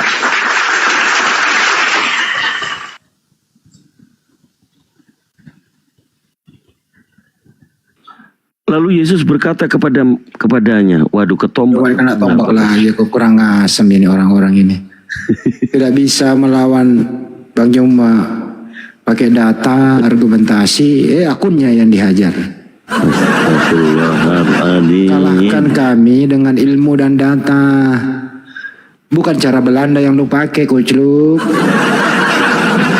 Pandi. Lagi targetnya Ustaz Pandi. Alif, itu ada Ustaz Alif. Assalamualaikum Ustaz Alif. Assalamualaikum Ustaz Ali. Waalaikumsalam warahmatullahi wabarakatuh. Cara tentara Romawi Bang Hadi main tumbak. Iya. Nampak selesai. Pandi, buat lagi targetnya Pandi. Oh siap. Tunggu Bang Iya, Juma ganti akun dulu. Iya, nggak usah yang Sambil menunggu besar-besar. Bang Juma, terakhir nih Bombong WA saya lagi nih. Ayolah Bang Andi, ajak Bang Juma naik. Ini loh, dia kirim linknya segala macam kan gitu. Saya bilang, nenekmu kiper lah. Nikmati kesepianmu. Nikmati penontonmu sepi. Kami di Komal Muslim rame. Mampus aja lu gue bilang.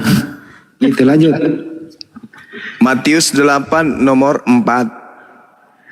Lalu Yesus berkata kepadanya, ingatlah, jangan engkau memberitahukan hal ini kepada siapapun, tetapi pergilah, perlihatkanlah dirimu kepada imam, dan persembahkanlah persembahan yang diperintahkan Musa sebagai bukti bagi mereka. Persembahan Musa apa? Binatang. Persembahan Musa, Hewan atau manusia? Hewan. hewan. Hewan. Jadi persembahan. Jadi Paulus bertobat dan mempersembahkan dirinya setelah dia ditahirkan. Allahu Akbar. Orang-orang Kristen kena prank. Subhanallah. Itu data Bung, itu data. Mudah-mudahan tahun depan dari revisi lagi. Silakan dilanjut sahabat-sahabat, adik-adik saya sekalian. Lanjut. Baik, Tapi dari mana asal persembahan tumbal manusia di tiang salib? Itu ajaran dari mana ya? Enggak ada Bang Andi. Penyaliban itu hukuman dua bangsa yang menggunakan pada masa itu. Ketika bangsa Romawi ke Yahudi, dan Yahudi ketika hidup beradaptasi dengan orang Roma, maka kalau Yahudi kan rajam tuh. Makanya Al-Quran mengatakan apa? Mereka tidak membunuh dan tidak menyalib. Yang terjadi harusnya dirajam dulu baru disalib. Kan begitu poinnya. Nah, hukuman Yahudi dan hukuman Romawi. Yang terjadi adalah salib itu adalah hukuman bagi penjahat nasionalis. Bagi Romawi. Bagi Yahudi, salib itu adalah hukuman bagi orang yang melakukan dosa besar yang statusnya sudah dikutuk oleh Elohim. Nah, terjadi nggak itu pada Yesus? Tidak terjadi. Tidak terjadi. Lalu terjadinya kepada siapa? Kepada pelaku kejahatan. Loh, kok bisa gitu Bang Suma? Oke, Anda tidak percaya? Silakan berselancar ke Matius 12 nomor 38 sampai nomor 40. Apa yang diterangkan di sana? Angkatan jahat ini minta satu tanda dan tidak akan diberikan satu tanda apapun selain tanda Yunus. Sebab Yunus 3 hari 3 malam dalam perut ikan, demikian juga anak manusia. Yudas anak kucing apa anak manusia? Manusia paman. Anak manusia. Sebab anak manusia akan berada dalam perut bumi, kubur 3 hari 3 malam. Berarti hari ketiga bangkit gak? Yunus keluar dari perut ikan hari ketiga keluar gak? Keluar. Anak manusia pada hari ketiga keluar gak? Iya. Keluar. Tadi Yohanes 14 nomor 3, Yohanes 12 nomor 31. Iblis dilemparkan keluar dari Kubur. Dari kubur. Sekarang angkatan jahat minta satu tanda. Tanda yang diberikan kepada angkatan jahat adalah anak manusia keluar pada hari ketiga di kubur. Betul? Itu tanda untuk siapa? Angkatan jahat. Angkatan jahat. Sekarang bagaimana dengan angkatan yang tidak jahat? Diberi tidak tanda itu? Diberi tidak tanda itu? Tidak. Mana buktinya, Tidak. dalilnya? Mana dalil buktinya? Tahu atau belum tahu? Belum. Belum tahu. Baca Lukas 24 nomor 9 sampai nomor 12. Baca.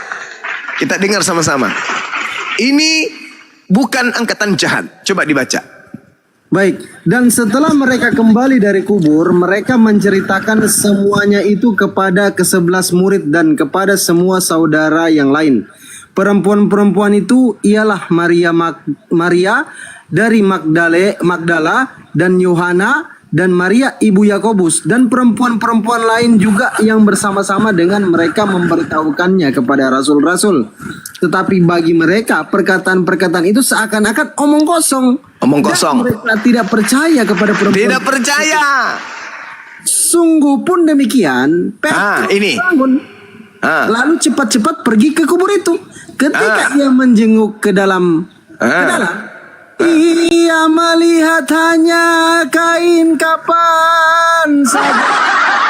Ya, terus pelan-pelan. Lalu ia pergi dan ia bertanya dalam hatinya, apa yang kiranya setelah terjadi. Coba. Saya ulang pertanyaan saya. Angkatan jahat tadi diberi tanda enggak? Diberi tanda Yunus. Tanda Yunus bangkit dari kubur hari ketiga, betul? Betul. Murid-murid dikasih tanda itu enggak? Tidak. Makanya Petrus berkhotbah, Yesus yang kau salibkan itu telah dijadikan menjadi Tuhan dan Kristus. Oke, paham? Jadi bangkit dari kubur itu memang ada, tapi itu tanda untuk angkatan jahat. Angkatan jahat itu diberikan untuk mereka. Kristus itu untuk hadiah bagi mereka.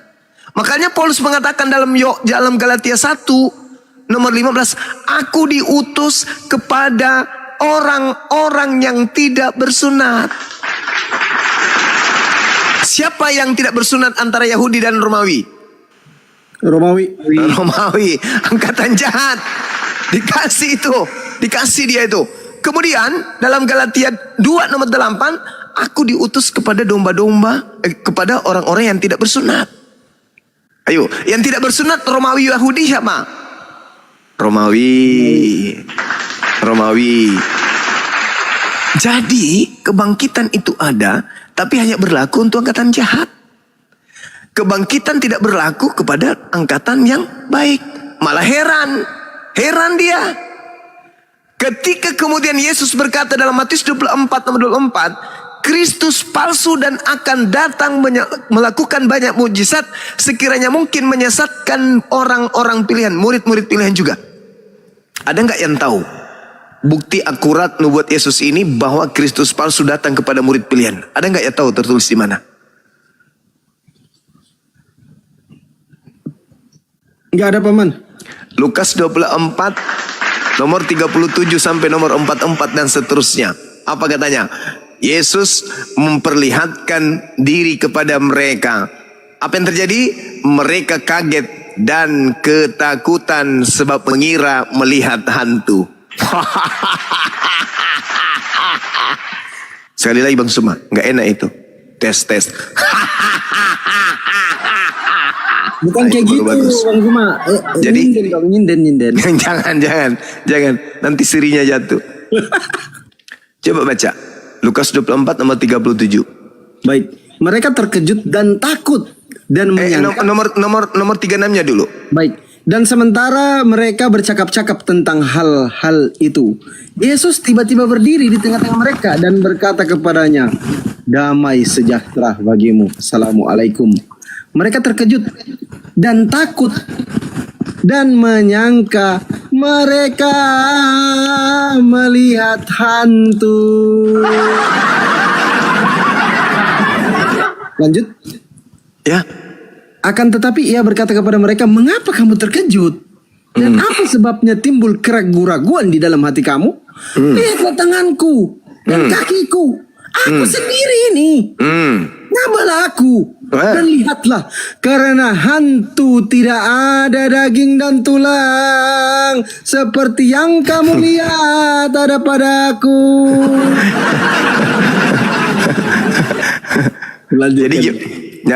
Jadi sekarang pertanyaan saya nih, Bang Suma orang sakti, jangan Bang Suma deh, nanti banyak yang cemburu. Bom orang sakti. Setiap hari kalian lihat beliau kesaktiannya. Orang mati dia bangkitkan. Angin topan jadi tenang. Dia jalan di atas air. Apalagi orang buta melihat, orang lumpuh dibuatnya jadi berjalan. Lalu kalian akan menyaksikan kalian telah menyaksikan kehebatan Bom. Lalu Bom mengatakan apa sama kalian? Murid-murid, ya paman, aku akan mati dan akan bangkit pada hari ketiga. Pertanyaan saya, setelah semuanya Anda lihat kehebatan Bom, apakah Anda tunggu dia bangkit hari ketiga atau tidak? Tidak, paman. Tidak. Kok tidak? Masa sih? Ulang pertanyaannya, Bang Suma, ulang. Anda setiap hari bersama Bom, Anda menyaksikan betapa saktinya orang ini. Ketika dia berkata, aku akan mati dan akan bangkit pada hari ketiga. Pertanyaan saya, apakah Anda tunggu kebangkitan hari ketiga? Aku tunggu dong, mau kepeluk si Bom. Itu Anda tunggu kan? ditunggu dan disambut itu. Ya, ditunggu dan disambut. Betul kan? Begitu dia muncul, apakah Anda takut atau lari kegirangan? Sambutlah, senang. Yang terjadi pada gurunya, murid-muridnya apa? Lari, paman.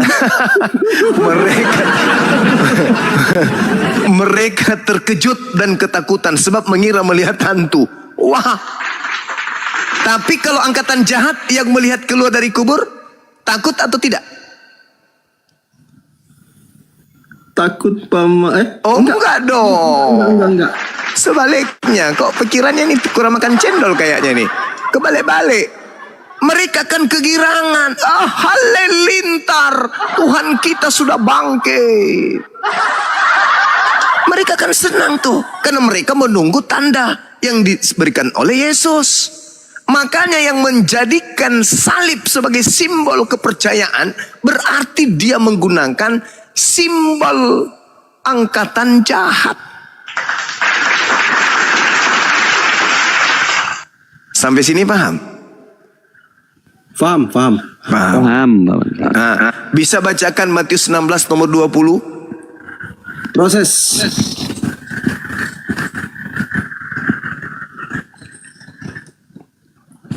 Kata Yesus, ini Yesus yang ngomong ya. Matius 16 nomor 20. Lalu Yesus melarang murid-muridnya supaya jangan memberitahukan kepada siapapun bahwa ia Mesias atau Kristus. Dilarang kan? Dilarang. Lalu di khotbah Petrus, Yesus yang kau salibkan itu telah dijadikan menjadi Kristus. Itu siapa yang dimaksud Kristus oleh Petrus di situ? Yesus yang menasihati dia supaya tidak membocorkan kalau dia yang Kristus atau orang lain? Kristus lain, paman. Alhamdulillah. Nilaimu A, lulus. Mudah-mudahan tahun depan bisa sarjana. Saya kira begitu teman-teman sekalian. Diambil alih sejenak. Materi kita 17 SKS kita selesaikan sampai sini. Tapi kalau masih ada mahasiswa baru dinaikkan biar kita tatar lagi kepalanya si kucluk. Yap.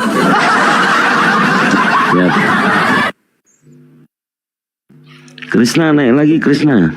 Silakan yang Kristen ya, Bang Krishna tadi, yang Amboy itu juga tadi silakan naik. Teman-teman Kristen kalau mau naik tekan 3 ya, biar kita tahu itu sama dengan jumlah Tuhan teman-teman Kristen. Kalau bisa kalau mau naik tekan 3. Aku Kristen 3, tekan 3, biar kita naikkan. Yusuf Reis 3. Itu sama dengan jumlah Tuhan teman-teman Kristen. Silakan tekan 3. Yusuf Reis, kirim permintaan Bang Yusuf Reis. Yang kawan-kawan muslim gak usah typing di bawah ya, sudah ditahu kita ini 1. Yang 3 yang naik. Yang 3. Kang Dito bantu dinaikkan ya, siapa tahu ada teman-teman Kristen. Oke. Ini materi memang ngeri ya. Apalagi kalau Bang Zuma yang bawakan, aduh mah.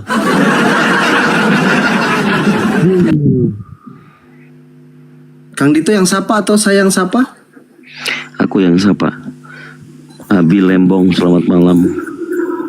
Ustadz Alif bisa Ustadz Alif? Bang Zuma istirahat dulu. Bilembong, Ustadz Alif selamat yang malam. dia Bang. Selamat malam, Kristen. Kembali ke topik ya, dua Kristus ya. Waduh. Aduh. Musiknya Pak, musiknya. Saya besarin Kang Dito ya, Ustadz Alif nggak mau dibesarin nanti kena lagi. Iya, Lanjut. aman. Abi Kristen. Bang Abi ini Kristen bukan tadi dia ngetik 3 nggak? Coba dibuka mute-nya, Bang Abil. Kalau bisa jangan ada suara musik Bang, karena banyak kawan-kawan Muslim yang live YouTube. Bang Pandi, agak-agak nanti jam 1 lah ya, atau setengah 1. Jam 1 lah ya, saya praktekkan ala Superboy ya. Jadi siapkan ting-ting gitu ya. Ya Bang Adi, siap. Ya. Kang Dito ya, kita praktekin lagi ya Kang Dito. Ada sama Kang Dito, ting-ting itu Kang Dito. Siapkan itu ting-tingnya ya. Iya. Pokoknya yang setuju dengan saya langsung ting-ting, langsung kalah. Bang Abil, monitor Bang Abil. Kristen Bang. Bang Abil. Oke, diturunin ya, karena nggak ngomong dari tadi nih. Kang Dito bantu ditengok dong yang di bawah, atau Kang Dito yang sapa saya yang naikkan ya. Iya. Oke, Raya, selamat malam, Raya. Raya, selamat malam. Ada suara musik itu di belakang, matiin lah. Oke, kata Kuri, selamat malam. Gue heran gini hari kok masih di diskotik pada ya, karaoke lagi, pulang ke rumah lah istirahat ah. Pada berisik. Kata Kuri, selamat malam, kata Kuri. Kata Kuri 1, kata Kuri 2, kata Kuri 3, kata Kuri 0. Jus Melon, selamat malam Jus Melon. Jus Melon, selamat malam. Jus Melon 1, Jus Melon 2, Jus Melon 3, Jus Melon 0. Abil itu naik lagi Bang. Iya, Abil. Kristen ya Bang ya? Ya Bang. Oke. Menyimak dari narasi atau bahkan pengungkapan ya panjang kali lebar, bahkan itu suatu yang sangat substansial. Apakah Anda tadi menyimak dan mungkin ada yang mau dikomentari? Silakan. Baru masuk ini Bang. Oh, baru masuk. Tes dulu. Oke, dites dulu. Ya. Abil, Ya.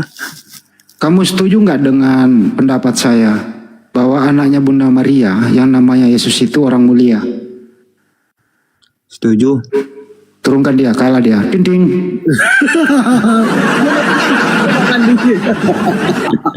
Bentar lu Bang, ini belum jam 1, dikit lagi. Lanjut. Ya belum nyala aja dulu, cuma ngetes. Ya. Bang Abil, tentang 2 Kristus, menurut Bang Abil, apakah yang disalibkan itu dipercaya sebagai Kristus yang asli? Maksudnya Bang? Ya, ini kan ada 2 Kristus tema kita. Ya. Apakah dipercaya sebagai Kristus yang asli? Percaya. Oke. Sebenarnya Kristus itu ada berapa menurut Abang? Ada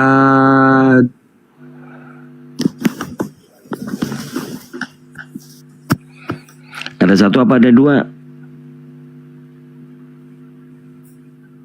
menurut saya ada 1. Oke, Bang, menurut Matius 24 nomor 4 dan nomor 5, di sini Yesus mengatakan kepada murid-muridnya, menjawab pertanyaan yang ditanyakan oleh muridnya, apakah tanda kedatanganmu? Yesus menjawab, waspadalah supaya jangan ada orang yang menyesatkan kamu. Sebab banyak orang akan datang dengan memakai namaku, nama Yesus, dan berkata, akulah Kristus. Yesus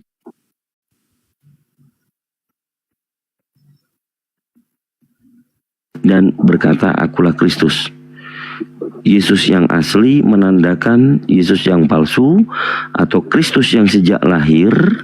Kemudian ada yang mengatakan Yesus Kristus yang baru dijadikan setelah disalib.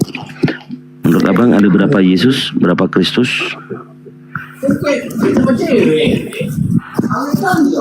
Jangan ribut-ribut bang. Di belakang dikondusifkan dulu bang.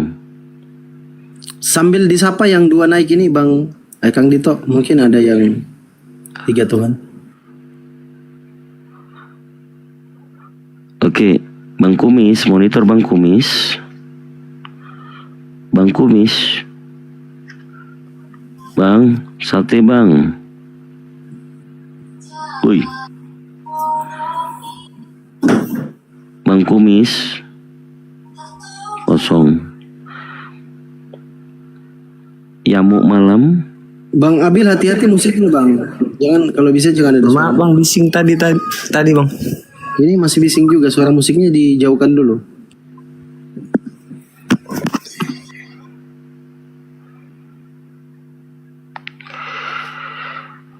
Abang, Bang Abil, melihat dari yang ada ditampil di layar besar ini, apakah sudah mendapati bahwa Yesus mengatakan akan ada Yesus yang lain dan mengaku sebagai Kristus juga?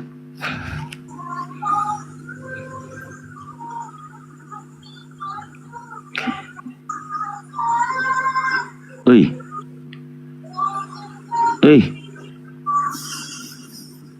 Aduh kok macet. Udah izin Kang Dito saya turunin karena suara musik nggak bisa kayak gitu. Silakan teman-teman Kristen lain. Macet juga. Hari 07 malam. Ya naikkan aja Kang Dito, nanti disapa ya. Siapa tahu aja. Iya.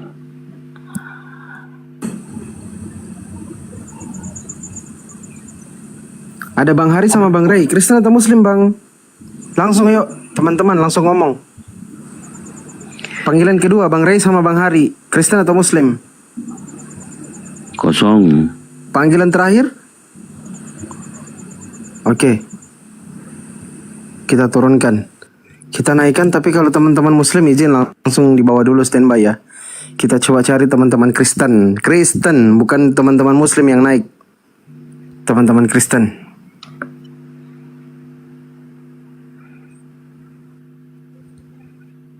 Ini banyak teman-teman yang request nih. Hati-hati Kang Dito yang bising ya. Kang Ade monitor Kristen Muslim Kang Ade. Oke, dibawa. Ding doang Kristen Muslim Bang. Bang Ding doang. Silakan teman-teman. Kang Dito di mute. Rata-rata kepencet ini semua ini. Ya udah Kang Dito yang sapa aku mute ya supaya tidak doubling. Oke, Bang Ding doang. Selamat malam, Ding doang. Ding doang sudah open mic itu. Oke, naikin lagi yang lainnya.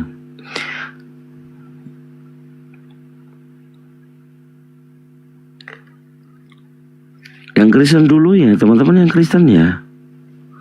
Yang Kristen dulu ya. 70 Adi Putra. permintaan.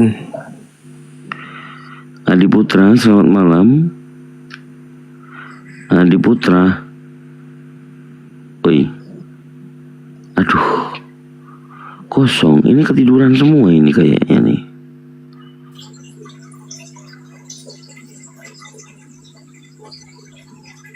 Yang Kristen yang sudah apa request, coba dong di typing dong saya gitu loh. Yang Kristen ya, yang bangga dikit lah jadi oten gitu loh, jangan nyamar. Yang Muslim ya Allah, nanti dulu teman-teman, ini masih on fire. Kalau teman-teman Muslim ini dibawa langsung diturunkan ya sama moderator. Kok doubling Kang Dito ya? Masa Enggak lah. Yuk. Kang Ade.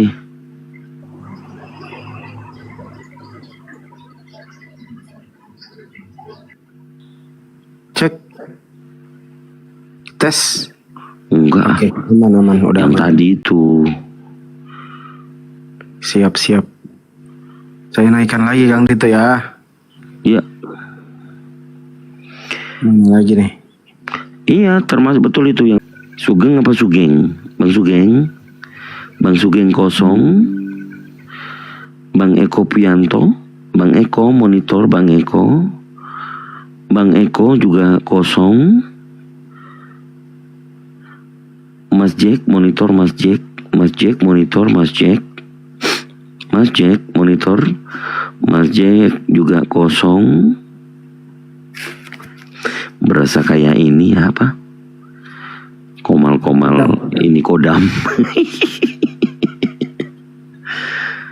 Aduh, ada salon juga ini. Duh. Nah, izin saya tutup dulu semua ya. Cancel dulu semua. Nanti teman-teman Kristen naik.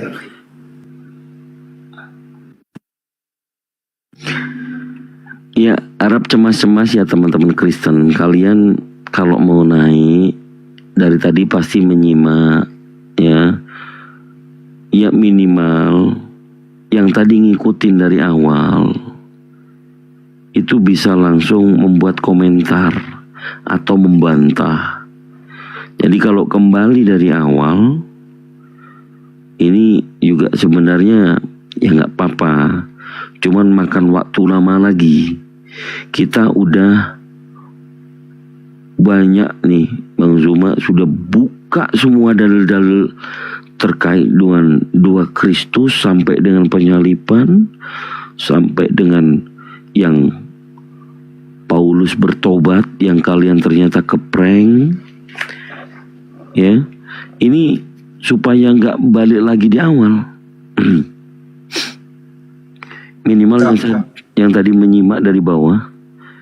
Kalau perlu si siapa Krishna sama Aboin tadi, gitu loh. Silakan kalian naik. Kan itu Ya, lagi sedang viral memang ini. Di mana-mana dibahas. Ada namanya ITG buka komal sendiri. Mana Bang Juma, saya bisa menjelaskan Kristus cuma satu katanya. Kristus nggak ada dua. Udah tahu Bang Juma ada di sini dia buka komal sendiri mengundang. Gimana? Gila kali lu apa?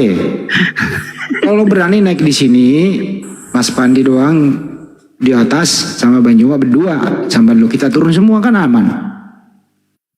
Gitu loh. kalau saya tahu itu penyakit orang itu Bang Andi. Kemana-mana suka bawa bantal dia. Otaknya begini. Sekarang lagi viral ini bahaya ini memang topik ini Yesus 2 ini Kristus 2 gitu loh. Kenapa memang ada dua kok? Ada Kristus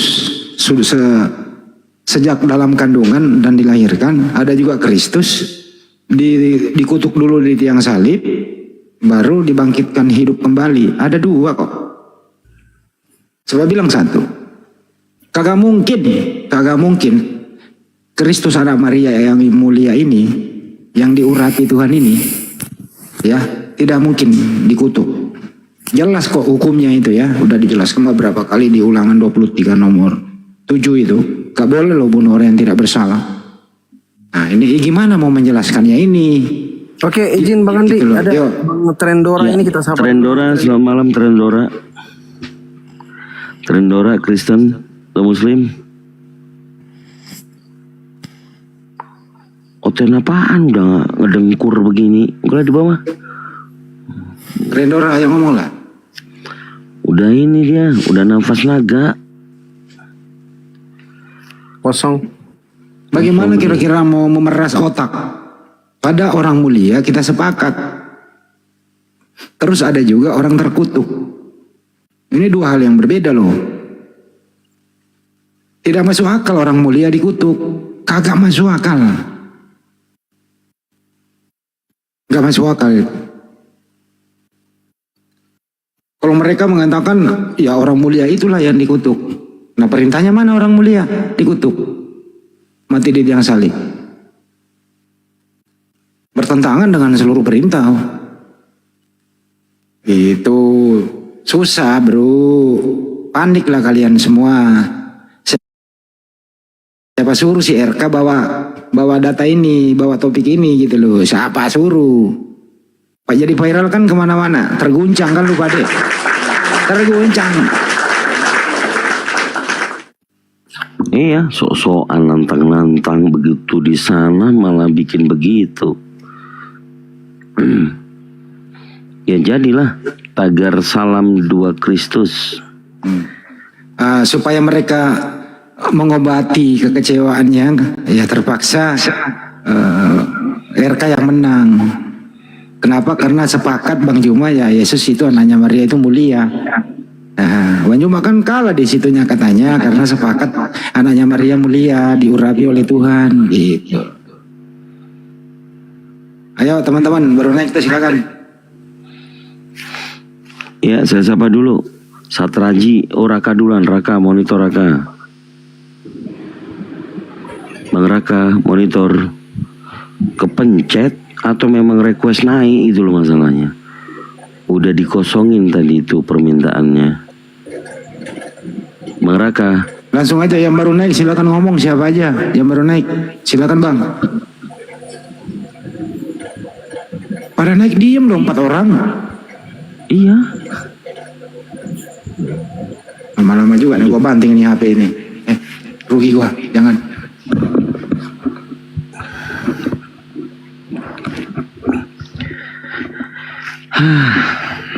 Telah lahir bagimu juru selamat Kristus Tuhan di kota Daud. Anehnya LAE dikasih koma. Mana ada? Mana ada Yunani itu ada komanya. Yang lahir itu manusia yang diurapi Tuhan. Kristus itu Mesias. Kan kemarin si RK nggak ngerti ternyata Kristus itu Mesias. Dikasih data baru enggak dia. Oh iya ya. Artinya yang lahir itu Mesias yang diurapi Tuhan. Izin Bang Andi, Ya. ini ada Yusuf Reis itu di bawah, Pak Yusuf. Coba teman-teman, Pak Yusuf itu ada klik tamu di situ, kirim permintaan tuh supaya kalau mau naik bisa dinaikkan. Kalau Kristen, silakan Bang Yusuf Reis. Kristen itu Yusuf Kristen itu suaranya bagus. Yusuf Reis, iya kirim permintaan Bang. Tahu nggak kirim permintaan itu yang ada warna biru sama warna pink itu, tekan klik terus kirim permintaan tuh biar dinaikkan. Itu yang hidungnya dipencet itu Fandi. Ya, Kolombo data, Kolombo. Iya. Selamat malam. Malam. Kristen atau Muslim? Muslim. Ya, ada apa Bang yang mau disampaikan Bang? Izin teman-teman, itu moderator di bawah itu kerjanya cepat ya. Kalau kawan-kawan Muslim naik langsung diturunkan. Lanjut Kang Dito, ada moderator di bawah. Ya, Gigo, monitor, selamat malam, Gigo. Wah, agak ngeri namanya Gigo. Gigo 1, Gigo 2, Gigo 3, kosong. Ya, si Asim. Aduh. Gigo monitor, Gigo kosong. Sis Asim, tadi ada suaranya tuh. Teman-teman Iwan Villa, ya, saudara-saudaraku yang Muslim, kita masih pengen mengedukasi diskusi lintas agama. Ya, tolong. Oke, Risman, langsung bersuara. Kristen atau Muslim? Abang Risman. Muslim Bang. Muslim. Kepencet. Oke. Debbie, monitor Debbie, selamat malam. Kristen atau Muslim Debbie? Wah, nafas naga. Bisa ya nafas naga mencet. Iya, Lims. Tadi diem aja, sekarang naik lagi gimana sih? Bang Rizwan Zainal, selamat malam. Abang Kristen atau Muslim? Bang Rizwan? Abang Rizwan? Aduh, tapi yang saya baca begini Bang Fandi ya. Algoritma pada saat lagi viewer di atas 2-3K, teman-teman yang lain ini pingin naik itu minta follower, bisa jadi begitu. Samnul monitor selamat malam. Aal monitor Aal. Gimana sih ini naik-naik kok ada background musik tuh? Woi, sudah turun ternyata, sorry. Samnul monitor, Samnul monitor, Samnul.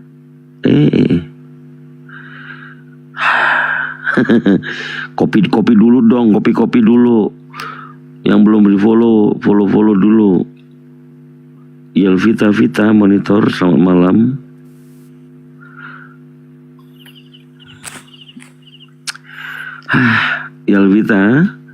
Vita monitor selamat malam. Kenceng, kau takkan? Apa? Jangan takut, nggak apa-apa. Kristen Nggak ya. apa-apa. Vita, aduh. Kenapa dia? Tiba-tiba marah begitu.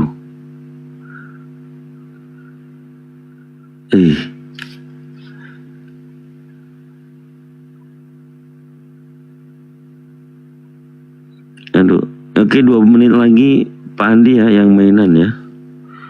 Pakai ini apa? Ini cara Oten menghalangi diskusi terjadi. Oh, begitu. Ya. Siap. Mana lagi Pak Andi? Manaro.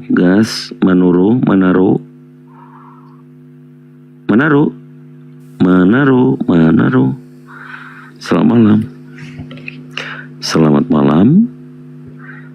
malam. Manaro gas, isi atau kosong? Manaro kosong. Oke, kosong Manaro. Aduh. Memang berat ya Kang Dito tema ini ya. Berat kali lu, serius. Itu bukan berat lagi. Itu tadi itu udah final ya. Tadi jarang-jarang ya Bang Zuma bukan satu tema nih. Ini keseluruhan, fundamental. Jadi kristologi itu yang tadi semuanya dibahas itu kristologi. Daging kristologi ada di situ. Kalau orang tidak tertarik dengan Bible, dia kaget. Tapi kalau orang yang tertarik dengan Bible, sudah mulai tidak bisa tidur ini, serius. Back Sinaga, Kang Dito, langsung disapa. Ya, back Sinaga. Sinaga. Ya, back Sinaga. Selamat malam. Ya langsung ngomong Rospal Kristen. Ya, Kristen atau Muslim? Bang Obek. Assalamualaikum. Waalaikumsalam warahmatullahi wabarakatuh. Ya Bang, mau diskusi nggak ada Oten di sini Bang? Kita lagi nyari Otennya Bang. Ya. Iya Bang, lama nih Bang. Ya. Hah? Lama. Ya kalau lama Abang yang jangan request. Obek Kristen atau Muslim? Muslim Bang. Oke. Raka mana tadi Obek? Raka Ilham monitor Raka Ilham. Ini baru nih si Torus ini. Ya si Torus. Selamat malam Lai si Torus. Ini kok dinaikin lagi? Rospal bukannya Muslim tadi? Oh Muslim ya tadi? Muslim. Enggak, moderator di bawah loh. Bukan. Oh bukan. Oh si itu Asalkan berarti. orang hanya ngomong assalamualaikum dibilang Muslim gimana Kang? Oh Kristen Bang. Kristen. Waalaikumsalam musyrikina kafirun. Ya tinggal Dan bilang kemarin saya saya sudah Kristen. minta mana sertifikatnya assalamualaikum itu milik Islam. Sampai sekarang nggak dapat gimana?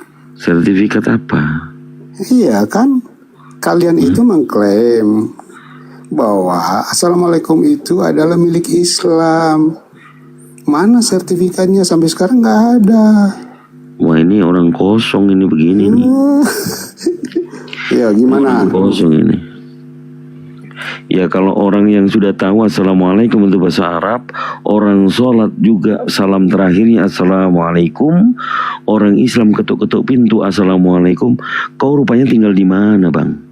Iya, saya mau tanya kepada kamu, bahasa Arab itu sejak kapan sudah disertifikat menjadi agama Islam? Inna anzalnahu Qur'anan Arabiyyan la'alakum ta'qilun. Artinya Quran yang berbahasa Arab.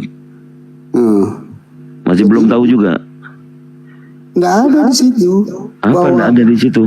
Nggak ada di situ mengatakan bahasa Arab itu beragama Islam atau milik agama Islam. Al-Quran itu yang berbahasa Arab. Iya, kalian itu ngomong bahasa Arab. Jadi ini mau ada kita pakai bahasa lagi. Arab, tetapi bahasa Kenapa Arab ya? Kenapa bukan semua beragama yang Islam. oten-oten naik ke sini pada blow on semua? Loh, kalian yang mengundang kita naik di sini gimana? Tapi jangan blow on banget kali, Bang. Tidak, kalau saya blow on, coba kamu tunjukkan di mana ada bahasa Arab itu beragama Islam.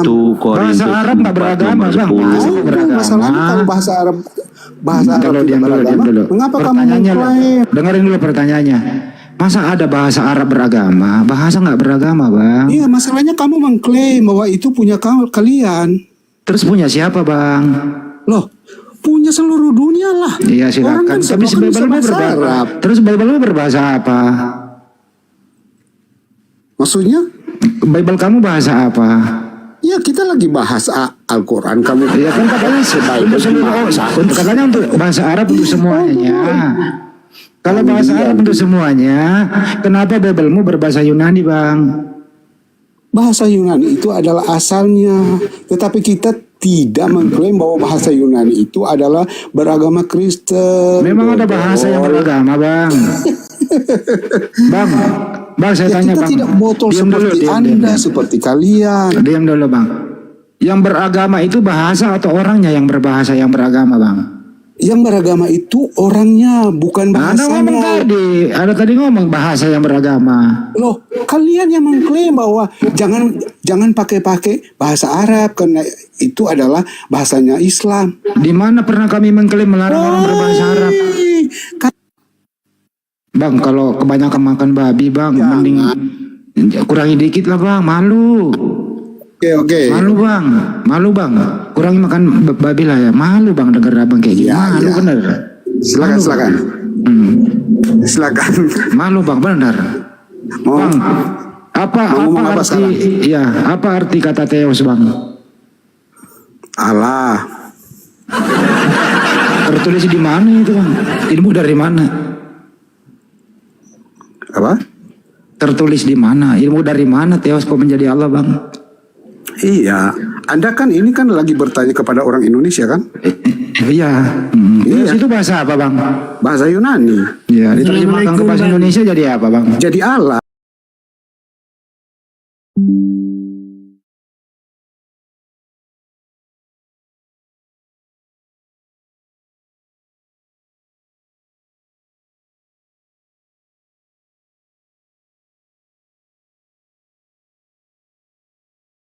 Bang Jack nih, ini kan Kristen. Sabar dulu Bang ya, di mute dulu ya saudaraku ya.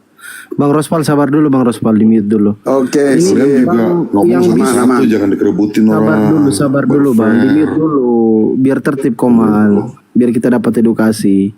Bang Bis itu ngomong sama si Rospal, si Andi nyerocos. Sabar dulu Bang, tenang dulu. Tenang. Saya mute supaya tidak ngomong, supaya tidak berisik. Oke, Bang Bis ini Kristen atau Muslim? Bang Bismillah, Kristen atau Muslim? Muslim, Bang. Bang Rafka, Kristen atau Muslim?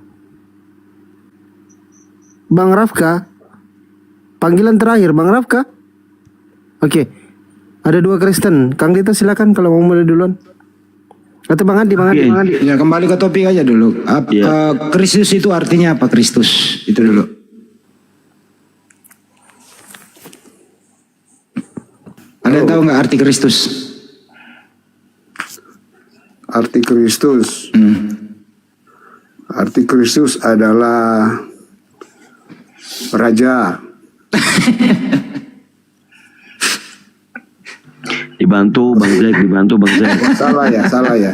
Enggak, lu bener banget. Bener banget. Bener blow-onnya.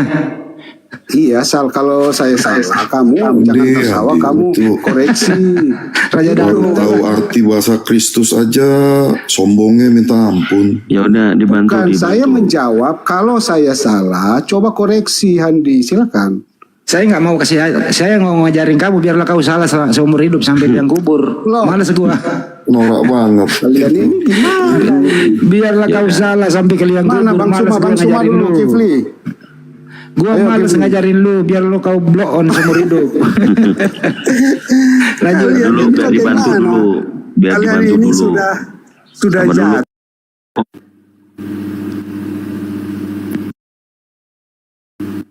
Waduh, siapa yang kena? Cek. Teman-teman di tap ya. Kau diam dulu Bang Raspol, udah nggak bisa jawab. Bang Zek, mau bantu nggak tuh? Raspol nggak tahu. Kristus apa artinya? Yang diurapi. Apa yang diurapi? Yang diurapi lah. Orang apa Tuhan yang diurapi? Orangnya. Orang yang diurapi, bukan Tuhan ya. Ya, tubuhnya. Tubuh Nah, iya. Tuhan yang diurapi. Iya, biasanya yang diurapi itu Ya siapa? tubuh lah, masa ketawa. Nah dulu Ini Bang pertanyaan. Raspol biar jalan dulu nih mereka ini. Iya, pertanyaan Mereka menurut kurang ajar. pertanyaan saya. Iya. Kristus itu artinya seseorang yang diurapi atau Tuhan yang diurapi? Yang diurapi. Orang atau Yang Tuhan? diurapi adalah tubuhnya, tubuh kepala termasuk tubuh, itu yang diurapi. Ya, tubuh manusia apa tubuh Tuhan? Tubuhnya Tuhan. Oh, Tuhan punya tubuh. Iya, makanya nggak tahu kan? Hebat kan? Karena Tuhan Gimana? berinkarnasi menjadi daging sama seperti manusia namanya Yesus. Nah dulu jangan ngomong Nggak nyampe keras Anda. dulu. Yang Ngomongin mengurapi, inkarnasi. yang mengurapi tubuh Tuhan siapa?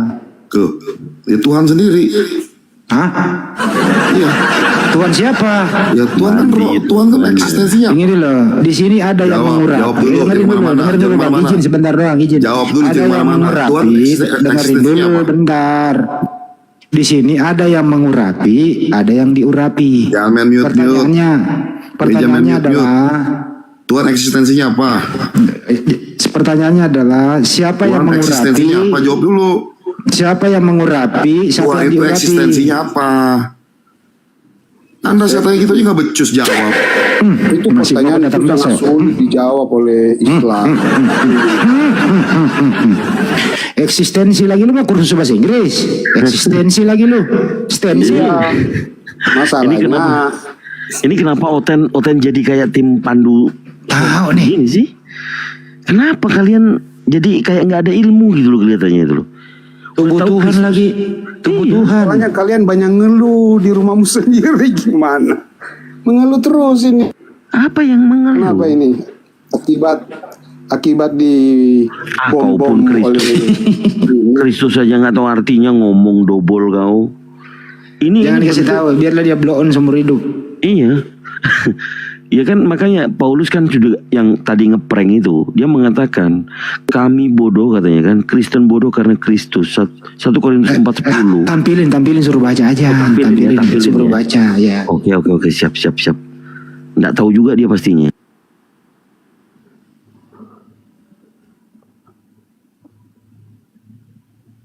masakan punyaku, kamu yang ajarin aku gimana?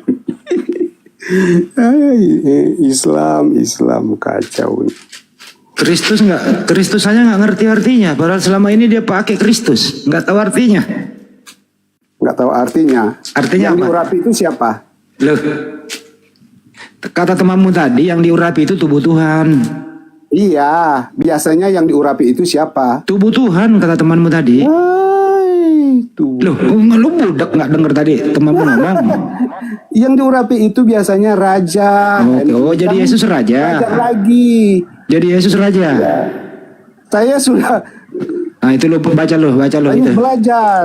Oh, Yesus raja udah, berarti bukan Tuhan, udah.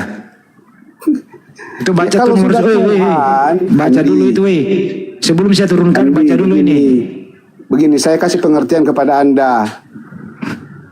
Ngapain dikasih pengertian sama orang blon? Itu baca aja, suruh baca. Oh, jadi kamu mengaku dirimu bloon. Itu Ini baca nomor 10 loh. dulu, kau baca. Itu loh, ini Paulus yang Nomor 10 baca lo. Kau baca. Dayang-dayang semua parah semua ini kelihatan.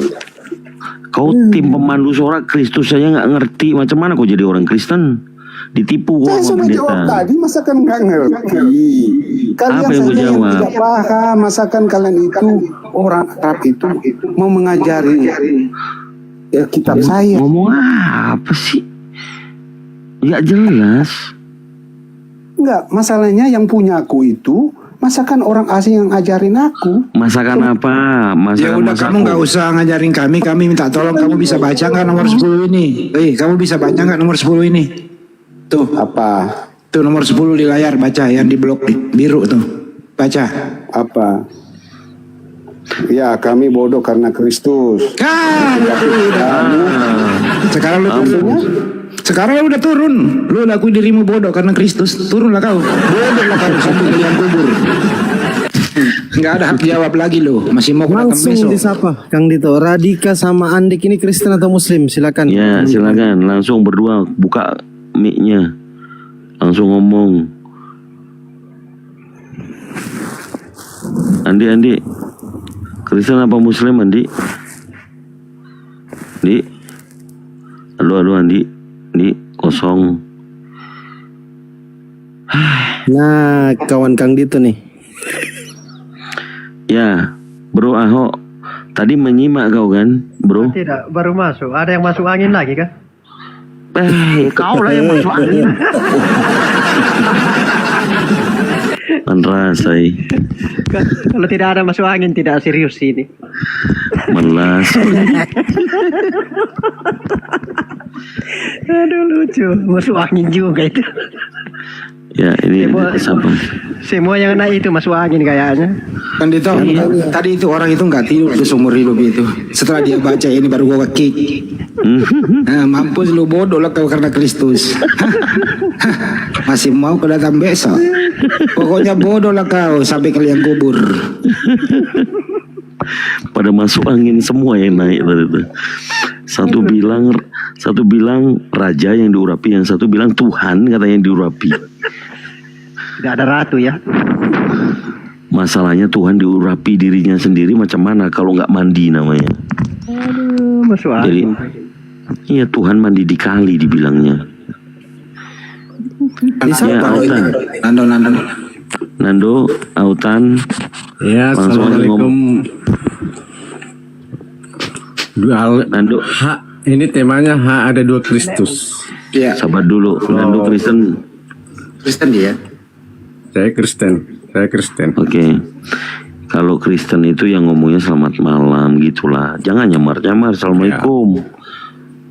Gini Bang, apa salahnya saya mengatakan assalamualaikum? Nggak boleh bang. Dua yang ada Nggak satu boleh. nomor 10 sampai 11 Nggak boleh. nggak boleh mengucapkan salam.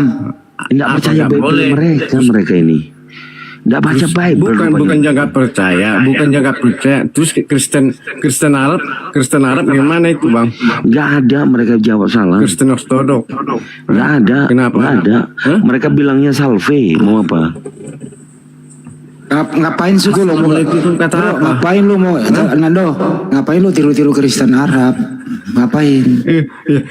Apa? Kristen itu berasal dari Arab. Itu kan, atau- dengerin saya tanya dulu. Enggak Nando. gini Bang. Dengerin Saya dulu. mengatakan kan dalam bahasa Dengerin. Arab. Nah, Kristen itu berasal Kalau dari Bang nggak- Arab. Dengerin dulu pertanyaannya. Kristen itu berasal dari mana?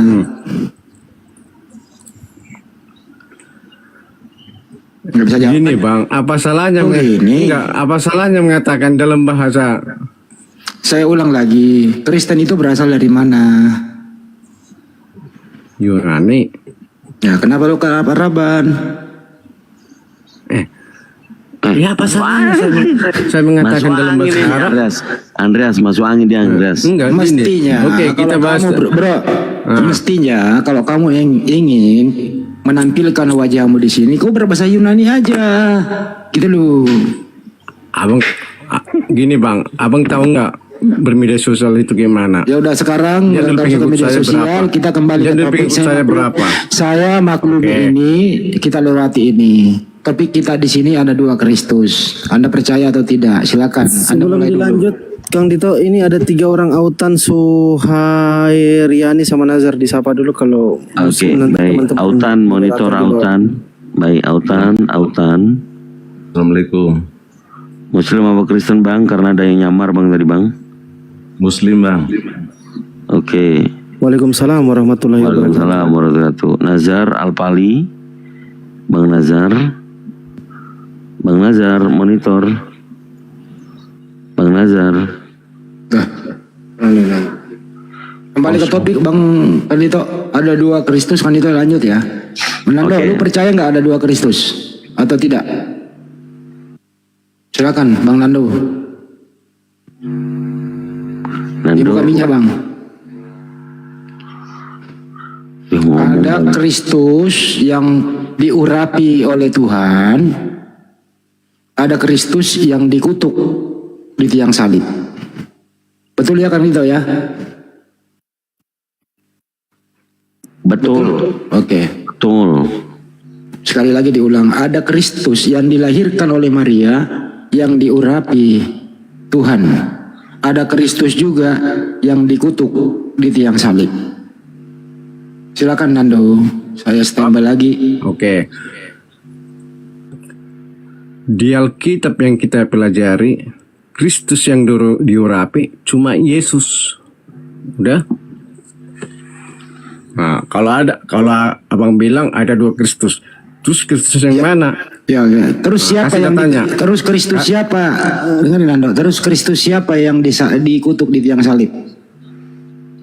Kasih ayatnya. Kasih ayatnya, Galatia 3:13. Yang terkutuk di kayu salib ya. Ya. Nah, udah. Nah. Sebentar. Kanito, tolong Kanito tampilin Galatia. Galatia 3:13. Bentar ya Kanando ya. Bentar. Oke. Kita ngomong berdasarkan data aja ya Bang ya. Bukan Iya, jaga kita Amsal 3 sudah nomor pakai 5. data. Galatia 3 data. berapa? Galatia 3 nomor 13. Oke, Kristus telah menebus kita dari kutuk hukum Taurat dengan jalan itu karena kita. Sebab ada tertulis, terkutuklah orang yang digantung salib. Udah? Oke. Pertanyaannya Bang, siapakah yang terkutuk di tiang salib itu?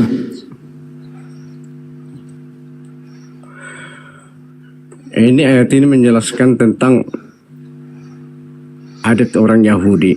Saya nanya, pertanyaan sederhana, setiap Bang. orang berdosa yang mengaku Pertanyaan sederhana Bang, siapakah orang yang digantung di tiang salib terkutuk itu siapa? orang Yahudi mengaku Yesus itu Saya nggak berdosa. nanya orang Yahudi Makanya Bang. terkutuk yang di kayu salib. Bang, siapa nama orang itu yang digantung terkutuk di tiang salib? Yesus orang Yahudi mengaku Yesus itu seorang berdosa. Udah? Saya nggak nanya Makanya berdosa dibuat Bang, enggak. terkutuklah setiap orang yang Kenapa lari kemana-mana sih? maka terus apa jawaban saya? Saya ulang ya Bang. Gini Nando, Bang, ya. Bang Nando, jadi Masuk angin. Bang Nando, ini kan saya bahasa Indonesia nih. masuk angin. Di situ ada Kristus yang menebus Anda dari kutuk hukum Taurat dengan menjadi kutuk. Sebab ada tertulis, terkutuklah orang yang digantung di tiang salib. Siapakah orang yang bergelar Kristus yang terkutuk di tiang salib? Silakan. Kan tadi saya bilang Bang, judul ini dibenarkan oleh imam. Tadi yang terkutuk Saya itu ulang adalah lagi. Yesus yang dianggap orang Saya Yahudi. ulang lagi. Nah. Diam. Saya ulang lagi bahasa Indonesia nih. Capek saya mengajar bahasa Indonesia nih. Siapakah orang yang bergelar Kristus yang terkutuk di tiang salib? Siapa orang itu? Silakan.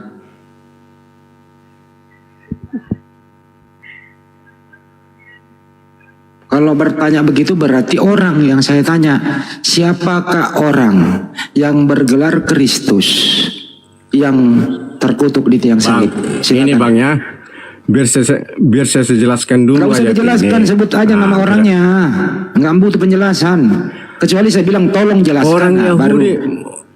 Orang Yahudi menganggap Yesus itu terkutuk di kayu salib. Udah. Berarti menurut Anda Yesus terkutuk di tiang salib? Orang Yahudi mengaku Yesus itu terkutuk. Yesus terkutuk atau tidak? Terkutuk. Yang terkutuk di tiang salib Makanya ini kita siapa? baca. Makanya kita baca Yesaya 53. Astagfirullah, masuk angin semua ini diskusinya ini. Kenapa begini ya Nando? Kenapa masuk angin? Bisa ulang ya Bang ya? Bisa nggak Bang minta tolong Anda baca lagi deh Galatia 3:13. Tolong Anda baca lagi deh. Minta tolong Bang dibaca lagi Bang. Udah saya baca. Diulang lagi Bang. Siapa tahu Anda lupa yang Anda baca. Coba diulang. Kristus telah menebus kita. Udah? Kata Kristus telah menebus kita. Udah? Mungkin abang bisa baca terus aja dulu Kristus telah Bang. menebus kita dari hukum Taurat. Dengan jalan menjadi kutuk karena kita, sebab ada tertulis terkutuklah orang digantung salib. Oke, Makanya kita baca Ulangan 21. Pertanyaannya Bang. Jangan langsung ngomong. Anda udah baca pertanyaannya. Siapakah orang yang bergelar Kristus terkutuk di tiang salib? Siapa nama orang itu? Yang bergelar Kristus itu adalah Yesus sendiri. Oke. Ya, saya ikuti alur saudara Bang. Berarti Saya ikuti. Yesus yang terkutuk ya. Oke, pertanyaan selanjutnya. Iya. Menurut Anda, Yesus itu mulia atau terkutuk? Mulia, bukan terkutuk. Umat Terus yang Kristen terkutuk, tidak mengaku. yang terkutuk siapa yang lu akui barusan? Makanya kita baca Ulangan Matas 21 lagi, ayat masih 3. angin kan di tahu, masih angin. Gini Bang, Kena makanya dia kita masuk baca nih. Ulangan. Enggak, bukan kena.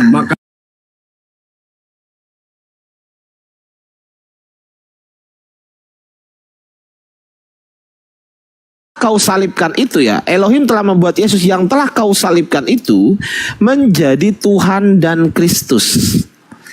Di situ dituliskan bahwasanya Kristus dipanggil Kristus pada saat setelah disalib. Ya, Yesus dipanggil Kristus di situ pada saat dia sudah disalib. Di Lukas 2:11, Yesus dipanggil Kristus pada saat dia baru lahir. Pertanyaan saya, yang benar yang mana? Yesus dipanggil Kristus pada saat dia lahir atau pada saat dia setelah disalib? Yang mana yang benar? Itu kan diceritakan kembali. Saya ulang lagi pertanyaan saya. Saya ulang lagi pertanyaan saya. Kamu nggak ngerti ya? Saya ulang lagi pertanyaan saya. Ini aku tanya. Saya ulang lagi pertanyaan saya. Saya ulang lagi. Ini pertanyaan saya ulang lagi ya. Saya ulang lah ya. Saya ulang bahasa Indonesia nih. Bahasa Indonesia nih. Bahasa Indonesia nih. Saya ulang nih bahasa Indonesia ya. Di Lukas 2:11, Yesus pada saat lahir sudah dipanggil Kristus. Di Kisah Para Rasul 2:36, Yesus dipanggil Kristus setelah dia disalib. Pertanyaan saya, yang betul yang mana? Yang betul yang mana? Berarti yang kamu tafsir tadi apa tadi? Wah, ini botol ini. Ini botol ini Bang Dias, lanjutlah. Enggak anu. Botol ini SDM rendah. Gak ada ilmunya. Gak ada ilmunya diklarifikasi kok. Gini ya, oke sabar, jangan diturunin dong, nanti kamu takut ya. Enggak, yang jadi masalah kok nggak nyambung. Ditanya apa jawabnya coba. Kalau kau nggak mau diturunin, coba jawab pertanyaan saya dengan singkat, padat, jelas, simple. Pertanyaan saya adalah bahasa Indonesia ya ini ya. Ini bahasa Indonesia nih. Pertanyaan saya adalah di Lukas 2:11, Yesus ketika baru lahir sudah dipanggil Kristus. Ingat, baru lahir dipanggil Kristus. Di Kisah Para Rasul. Udah kau turun. Lanjut sama ini aja, Mas Kong. Mas Kong, silakan Mas Kong. Ya, Bang Mas Kong, selamat malam Bang Mas Kong. Mas Kong. Bang Mas Kong. Ya salam. Bang Mas Kong. Oke, selamat malam. Baik. Mohon maaf ya. Mau bantah tema apa mau buka tema yang lain Bang? Bang Mas Kong gimana? Dia. Hah? Ya, suaranya putus-putus loh. saja. Aku nggak bisa nyimak dia di bawah. Iya, ini ada Bang Rumah Sondi, silakan disapa. Katanya itu bukan diskusi kalau tanya jawab, kalau jawab tanya tanpa keterangan kadrun. Oke, silakan Bang Rumah Sondi. Makanya kadrun itu kalau dikasih penjelasan didengaran dulu. Kok emosi Bang? Jangan emosi Bang. Jawab. Apa kayak gitu diskusi? Baik, silakan Anda terangkan kepada kami. Saya akan beri waktu Anda. Silakan Anda terangkan ketika saya bertanya di Lukas 2 nomor 11, pada saat Yesus baru lahir, Yesus sudah dipanggil Kristus.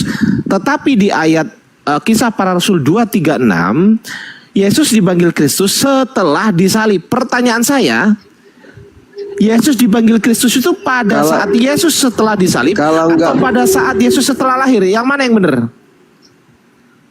Kalau nggak tahu paham Alkitab nggak usah.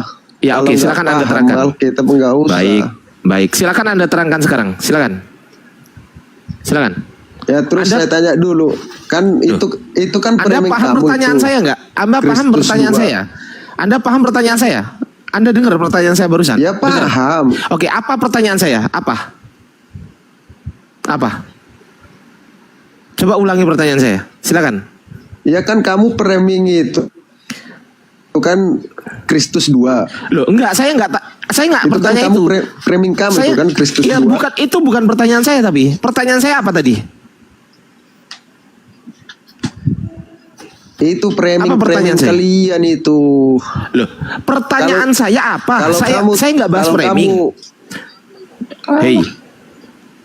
Saya tanya apa barusan saya gitu tanya balik sama kamu. Loh, pertanyaan saya apa barusan? Sama kamu. Loh, pertanyaan saya kok nggak dijawab? Loh, kenapa nggak jawab? Kenapa nggak jawab pertanyaan saya? Kenapa? Nggak bisa? Kalau nggak bisa nyerah bilang. Loh, lah tadi saya tanya apa? Kamu nggak dengar rupanya? Kamu nggak dengar tadi? Coba kamu nggak dengar pertanyaan saya? Loh, lah ya saya tadi udah tanya. Coba ulangi pertanyaan saya. Coba ulangi, silakan.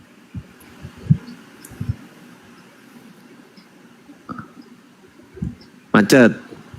Suruh ngulangi pertanyaan nggak ngerti. Loh, apa pertanyaanmu? Tadi saya sudah tanya, kau nggak dengar rupanya. Apa pertanyaanmu? Loh, udah saya sebutkan tadi. Pertanyaanmu apa? Sudah saya sebutkan tadi.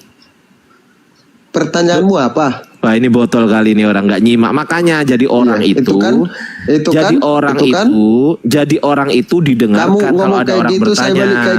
Kalau orang bertanya, makanya gini loh Bang, kalau ada orang bertanya itu didengerin terus dicatat pertanyaannya kalau lupa gitu loh. Ya oke, saya ulangi ya pertanyaan saya. Saya ulangi nih. Dengarkan baik-baik. Ya, di Lukas 2 nomor 11, dengarkan baik-baik. Di Lukas 2 nomor 11, Yesus baru lahir sudah dipanggil Kristus. Di Kisah Para Rasul 2:36, Yesus dipanggil Kristus ternyata pada saat setelah disalib. Di Kisah Para Rasul 2:36. Setelah pertanyaan saya, Yesus dipanggil Kristus itu yang benar yang mana? Apakah Yesus dipanggil Kristus setelah Yesus lahir atau Yesus dipanggil Kristus setelah disalib? Yang mana yang benar? Udah. Jawab. Udah. Jawab. Itu kan jawaban kamu kan saya mau jawab langsung A sama B kan? Enggak, silakan jelaskan pokoknya menjawab. Itu yang kamu maksudkan? Enggak, silakan jabarkan, enggak apa-apa. Silakan jabarkan. Yang mana yang benar? Enggak, itu dari makan itu kan? Kan itu kan pertanyaan kamu kan? Loh, yang tertulis memang itu gimana coba? Emang kamu mau merubah kitabmu? Bukan merubah, makanya pahamin dulu, Mbak. Kan nih framing terus harus dijawab yang mana? Oke, pertanyaan saya apa barusan? Nggak mau kamu dengar penjelasan kan? Baik, saya akan dengarkan penjelasan. Tapi kamu paham ya pertanyaan saya? Paham ya? Pertanyaan kamu itu biar saya jelasin ya. Pertanyaan kamu itu dari yang pertama, yang kedua, mana Tuhanmu? Kan itu kan pertanyaanmu yang A sama mana B kan? Tuhanmu? Wah, nggak nyambung nih orang, botol kali. Mana? Neraka aja lah, ke neraka. Botol kali. Mana ada saya tanya mana Tuhanmu, dasar. Emosi kali aku dengernya Bang Dias. Gak paham bahasa Indonesia ya Bang Anu. Dan sama Mas Kong aja lah. Bang Mas Kong, selamat malam Bang Mas Kong. Ayolah ngomong lah Bang Mas Kong. Dia sendiri yang minta tema. Dia sendiri yang mulai tantrum. Ya, Bang love you. Love tuh. Selamat malam. Assalamualaikum. Waalaikumsalam. Anda yang disampaikan Bang, silakan. Waalaikumsalam, abangku, masya Allah. Ganti nama nih. Bingung aja sih kok. Udah nama yang itu akun kan lama cuma diblokir permanen terus jadi. Gimana Mas Ardian? Sehat? Alhamdulillah sehat. Gimana Pak kabarnya Pak? Alhamdulillah baik. Tadi cuma dengar rutin itu ketawa terus aja di bawahnya. Nah, kalau disuruh jawab paling jawabnya gini, kalau belum tahu Alkitab caranya gini-gini. Malas saja dengar.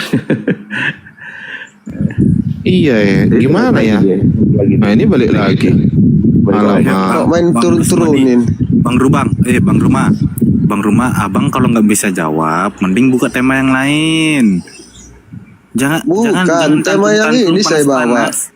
Masalahnya abang itu nggak bisa menjawab. Gampang ini kalau masalah ini. Tapi kalian itu dengar penjelasan. Penjelasan apa? Penjelasan jangan yang asal blur, yang nggak ada data. Pertanyaan kamu itu pertanyaan A sama B harus dijawab yang A, harus dijawab yang B. Ya itu kan pertanyaan kamu kan. Nah, baik. Terus menurut abang Kristus ini Tuhan apa bukan, Bang? Jawab.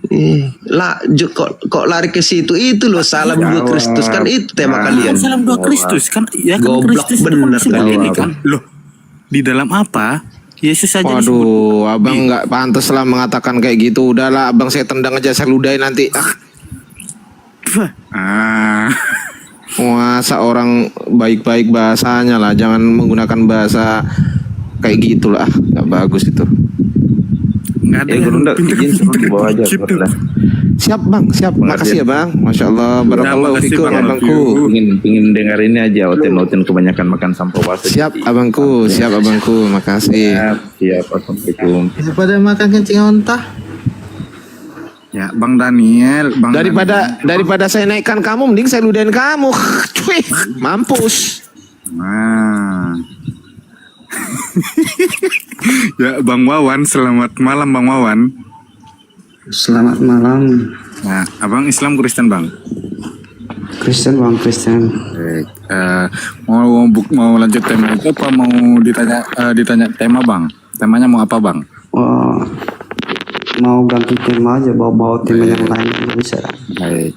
Mau tema ketuhanan gimana?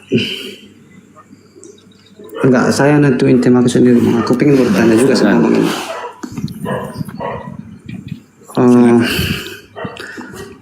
Saya ingin bertanya Bang, tanda kenabian itu menurut agama, menurut abang dulu apa Bang? Tanda kenabian itu? Kenapa? Iya, tanda seorang nabi itu bisa dibilang nabi itu tandanya apa Bang?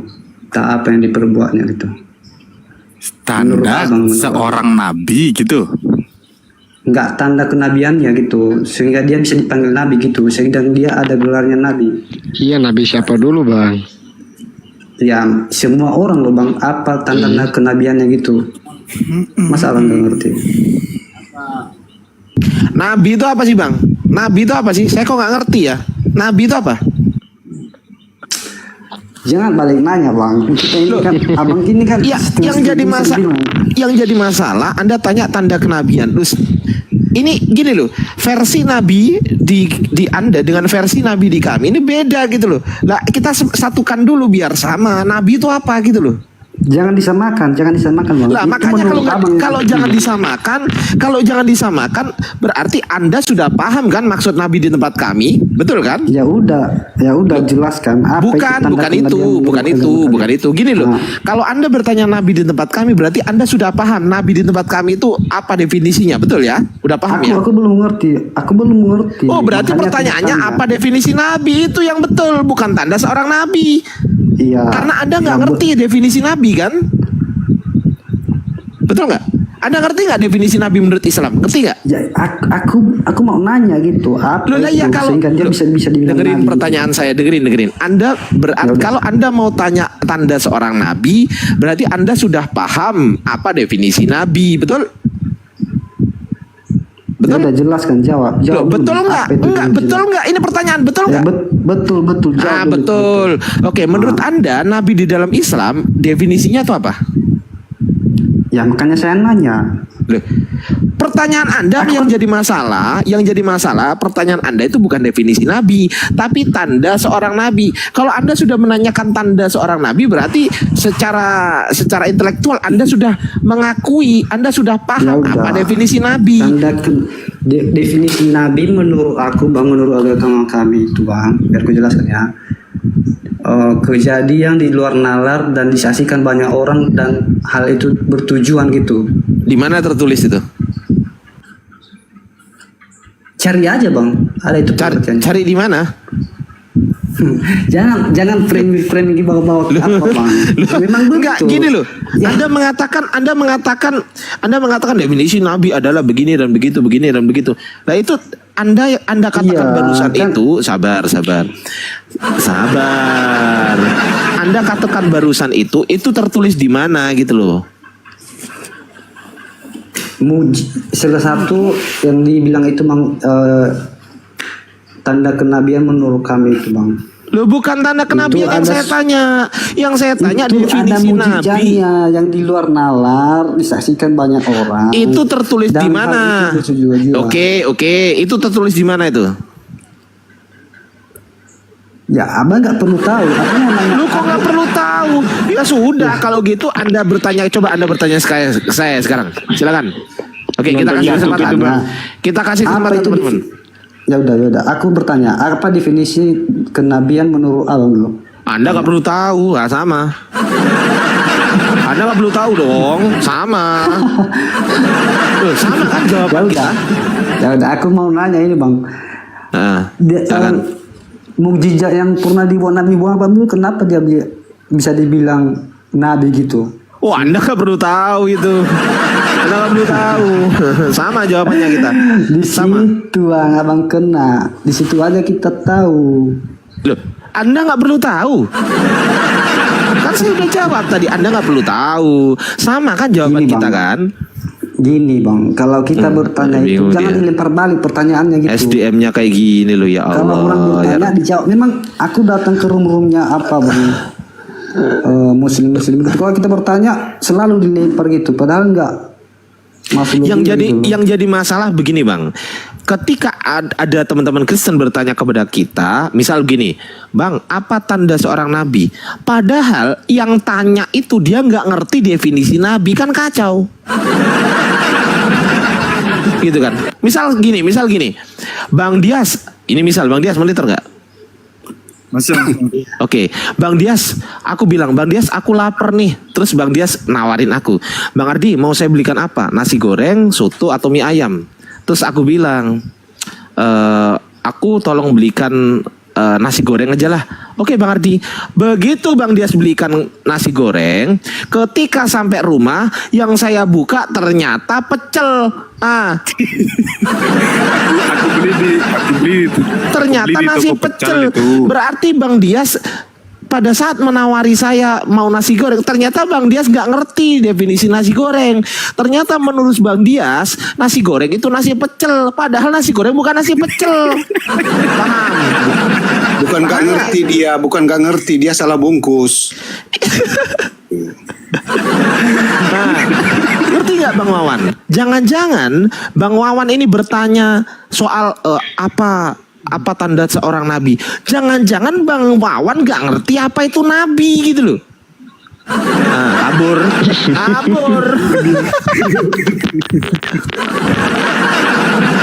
Oh, kayak gini ya Bang Adian, kualitas. Kenapa? Siapa yang nurunin? Ada yang nurunin kah? Bang Dias nurunin ya? Ada. Gak ada? Siapa dulu? Terbang sendiri dia. Turun sendiri ya. Silakan ya, disapa-sapa dulu tamu-tamu kita. Mantap. Assalamualaikum Pak Rospal, Pak Morgan. Lanjut. Waalaikumsalam warahmatullahi wabarakatuh. Aduh, mati ya teman-teman ini, yang naik-naik ini malam ini. Sudah. Iya, gimana Ardi? Ardi. Iya Pak, lanjut Pak sama yang lain, silakan. Bang Rospal. Apa? Bang Rospal. Ya saya Kristen di sini. Iya. Kamu nggak sana-sana juga. Pak Rospal ini Kristen toh. Astagfirullahaladzim. Iya, astagfirullah. Oke lanjut, silakan Bang Dia sama Pak Rospal, silakan. Baik. Bang Rospal, selamat malam. Selamat malam. Lagi ngomong apa ini? Silakan mau bantah tema apa mau gimana? Iya terserah tema apa ini. Apa salam 2 Kristus? 2 Kristus itu 2 Kristus itu yang mana? Lah, kan di dalam Lukas 2 nomor 11 sama Kisah Para Rasul 2 nomor 36. Itu kapan disebut Kristus itu kapan? Ya, gimana?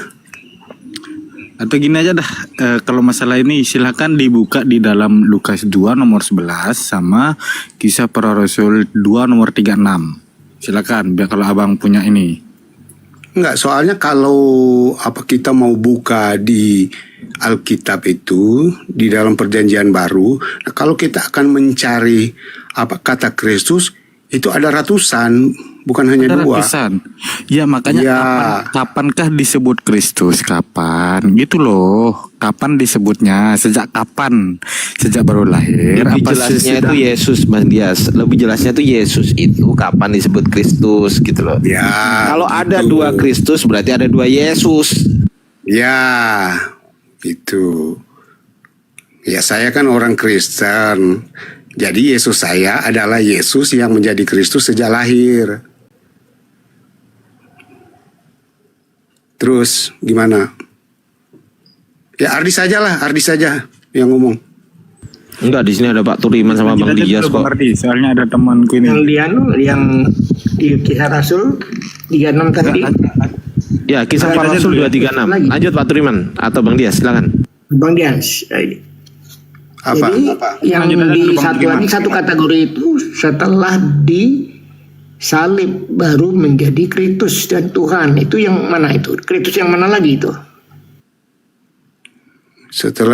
Setelah disalib baru menjadi Kristus, baru menjadi Tuhan. Kristus dan Tuhan. Nah, di mana itu? Ada 2 kategori. Ya, itu Kristus yang dilahirkan itu, yang sejak lahir jadi Kristus, ya itu Kristus yang tersalib itu.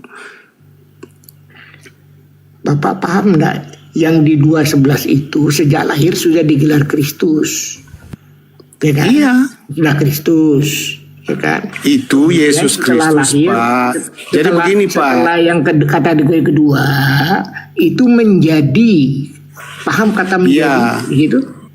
Jadi Pak begini Pak, Bapak kalau bertanya itu susun dulu pertanyaannya. Ya, definisi menjadi itu gimana Pak? Yang di Rasul 236 tuh. Ya, itu menjadi, itu berdasarkan dari karya dia yang di atas kayu salib, itu meneguhkan bahwa sejak dia lahir dia sudah adalah Kristus, maka di saat dia disalibkan dan dia mati, dia bangkit hidup kembali. Nah, itu meneguhkan bahwa memang benar-benar dia sudah menjadi Kristus secara lahiriah. Jadi bisa dilihat dari karya-karyanya. Jadi semua orang bisa melihat bahwa memang benar-benar dia adalah Kristus yang dimuliakan. Adalah Kristus yang dimuliakan. Bukan itu Pak, maksudnya Pak. Waduh, kita sapa dulu Pak RR77. Assalamualaikum. Waalaikumsalam warahmatullahi wabarakatuh. Dilanjut aku nyimak dulu. Siap, Bang. Gini loh Bang Rospal, maksudnya Pak Turiman. Gini maksudnya. Ya. Menurut Bang Rospal, Yesus itu dipanggil Kristus apakah pada saat dia baru lahir atau apakah pada saat dia sesudah disalib? Itu kan 2 kronologi yang berbeda. Tunggu sebentar. Kronologi lahir dengan kronologi setelah disalib beda atau sama kronologi? Dia sama, tetapi dia kan itu saya nggak tanya satu itu. cincin. Saya ulang lagi. Dia kan satu cincin itu. Saya ulang itu lagi kan, Pak. Saya ulang lagi ya. Ya, terus. Kronologi Yesus lahir dengan kronologi Yesus setelah disalib itu sama atau beda kronologinya? Dia kalau umpamanya di dalam ketersambungan sejarahnya itu sama. Saya nggak tanya itu, Pak. Saya tanya kronologi Yesus Iya, saya lahir. sudah katakan. Bapak ngerti nggak kronologi? Iya, saya mengerti. Apa kronologi? Kronologi itu adalah jalan cerita. Jadi kalau jalan cerita itu harus ada awal, harus ada pertengahan, harus ada akhir. Nah, kamu mengerti nggak? Kronologi. Mengerti nggak? Astagfirullahaladzim. Lah, kamu sendiri tidak mengerti kronologi. Oke, Bagaimana kamu bertanya kepada saya? Baik, saya jelaskan ya. Nah, Saya oke, jelaskan. silakan. Gantian ya, Pak. Kronologi itu adalah urutan waktu dari sejumlah kejadian atau peristiwa. Saya tegaskan kepada Bapak sekali lagi ya. Urutan waktu dari sejumlah kejadian atau peristiwa. Oke? Paham? Salah, Pak. Kalau Loh, kok itu salah? namanya timeline, Pak, Baik, bukan mari. kronologi. Baik. Kita baca ya. Astaga, Baik, Ardi, salah ya, Ardi. salah. Baik, Ayo, salah, terus, salah. Ardi. Oke, sebentar. Saya akan Itu buka timeline datanya. namanya, bukan kronologi. Iya. Sabar ya. Saya buka data dulu ya, Pak. Sabar ya. Saya buka data dulu. Saya akan bukakan, katanya salah kan? Oke, teman-teman, nggak apa-apa. Kita buka dari Kamus Besar Bahasa Indonesia. Apa itu kronologi? Kita baca di sini. Oke ya. Kebalik. Oke ya. Kronologi Ya, sebenarnya adalah yang receh-receh begini sebenarnya sudah tidak sabar, Pak. Yang fokus saja. Sabar, Pak. Kronologi nih. Urutan waktu dari sejumlah kejadian atau peristiwa. Nah, sama saya jelaskan. Lu kok iya? Sekarang kok iya? Lu Apa yang saya katakan tadi, Ardi? Saya sudah katakan tadi bahwa itu adalah kesinambungan sejarah dari awal, pertengahan sampai pada akhir. Tadi saya mengatakan kronologi itu urutan waktu dari sejumlah kejadian atau peristiwa. Anda bilang salah, itu timeline. Lah ini? Iya, seharusnya dia timeline. Harusnya timeline. Itu berarti timeline KBBI itu berarti salah. dia garis waktu, Ardi. Berarti KBBI salah. Ya, kurang tahu. Saya tidak bertanggung jawab dengan KBBI, Ardi. Saya tidak bertanggung jawab. Bapak paham nggak Kamus Besar Bahasa Indonesia? Ya, paham silakan. Oke. Benar-benar sajalah. Oke. Saya Silakan, tanya, Bapak tahu nggak apa leksikografi yang diakui oleh pemerintah? Paham nggak apa? Nggak tahu saya. Makanya kalau nggak ngerti, Oke. Lanjut. Saya kasih tahu. Itu Iya, adalah silakan. Kamus Besar Bahasa Indonesia. Ini adalah otoritas tertinggi dalam terminologi bahasa. Oke. Jadi yang namanya kronologi adalah urutan waktu dari sejumlah kejadian atau peristiwa. Oke. Tadi Bapak menyalahkan saya, ternyata saya sudah buktikan bahwa saya ini benar gitu kan, dan Bapak salah. Oke, saya ulang sekarang. Oke, lanjut. Urutan waktu, urut kejadian Yesus lahir dengan kejadian Yesus disalib sama atau beda? Secara urutan waktu dia berkesinambungan, tetapi Saya dia nggak beda. ini apa sih ini orang? Saya tanya kejadian dulu. Saya nggak tanya urutan waktu dulu ya. Nanti kita ke kejadian urutan beda. waktu. Beda. Oke, itu Lahir kejadian dan berbeda. salib Oke, beda. baik. Terus saya tanya urutan waktu sekarang. Waktu Yesus lahir dengan waktu Yesus disalib ini berbeda atau sama? Berbeda. Yesus lahir usia tahun berapa? Kurang tahu saya. Ya kira-kira sekitar tahun 3 sebelum Masehi. Oke. Di kalender Masehi. Yesus disalib dan mati usia berapa?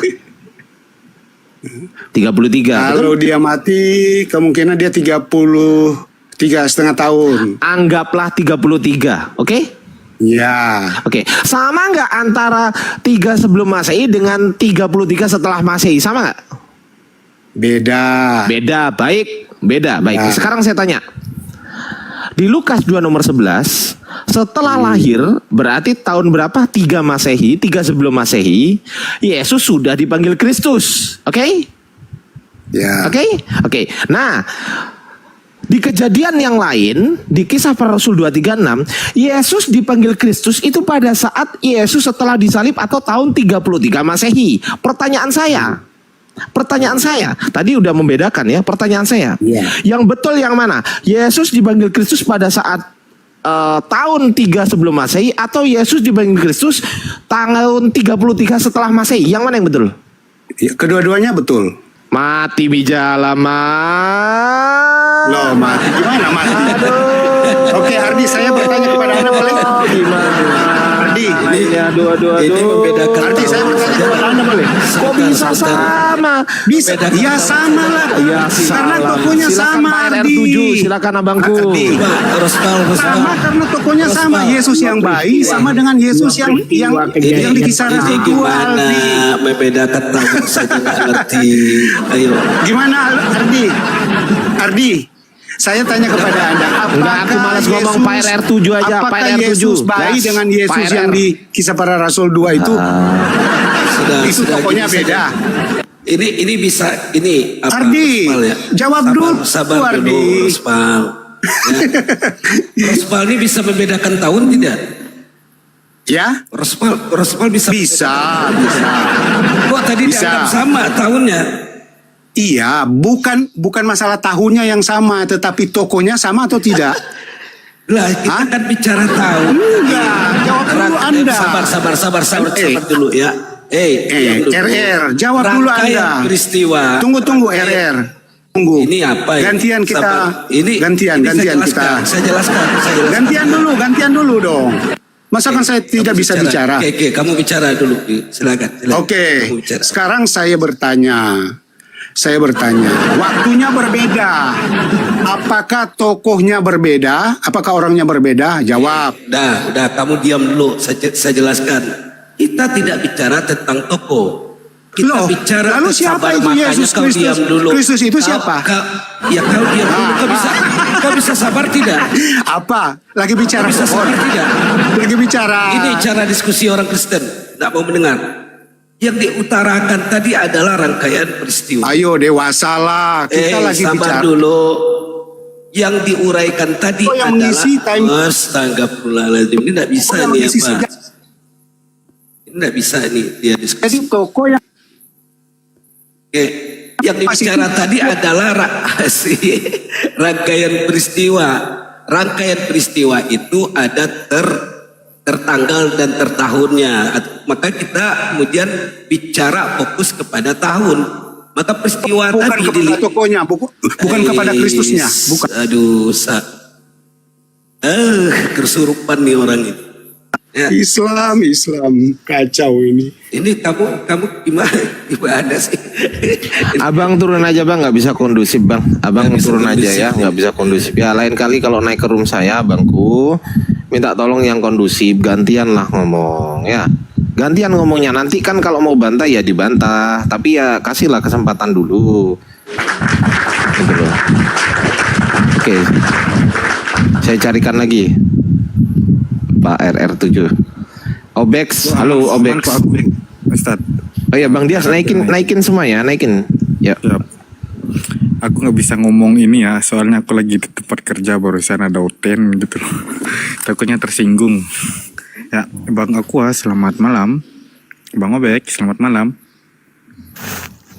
Selamat malam, assalamualaikum warahmatullahi wabarakatuh. Waalaikumsalam warahmatullahi wabarakatuh. Ada yang disampaikan Bang Obek, silakan.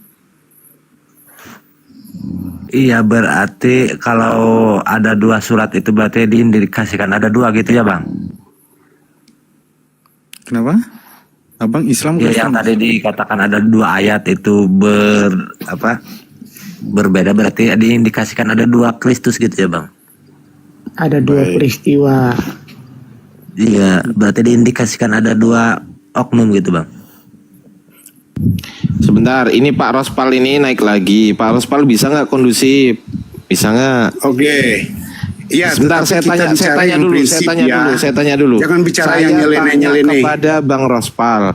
Bang Rospal bisa nggak gantian ngomongnya? Kondusif bisa nggak? Ya, silakan. Nah, gitu dong. Kasih kesempatan ke Pak RR7 dulu. Nanti kalau nggak sepakat dibantah, kan gitu. Ya, silakan. Silakan Pak RR7, silakan. Oke, kita masuk kepada subtopik saja ya, Rospal ya. Kenapa kemudian ada dua Kristus? Karena ada pernyataan dari Paulus di dalam Injil Roma ya, dikatakan dia mati dan bangkit untuk menjadi Tuhan. Pertanyaan saya gampang sekali. Dari mana Paulus mendapatkan nubuat bahwa Yesus mati dan bangkit untuk menjadi Tuhan? Ayo, mana nubuatnya?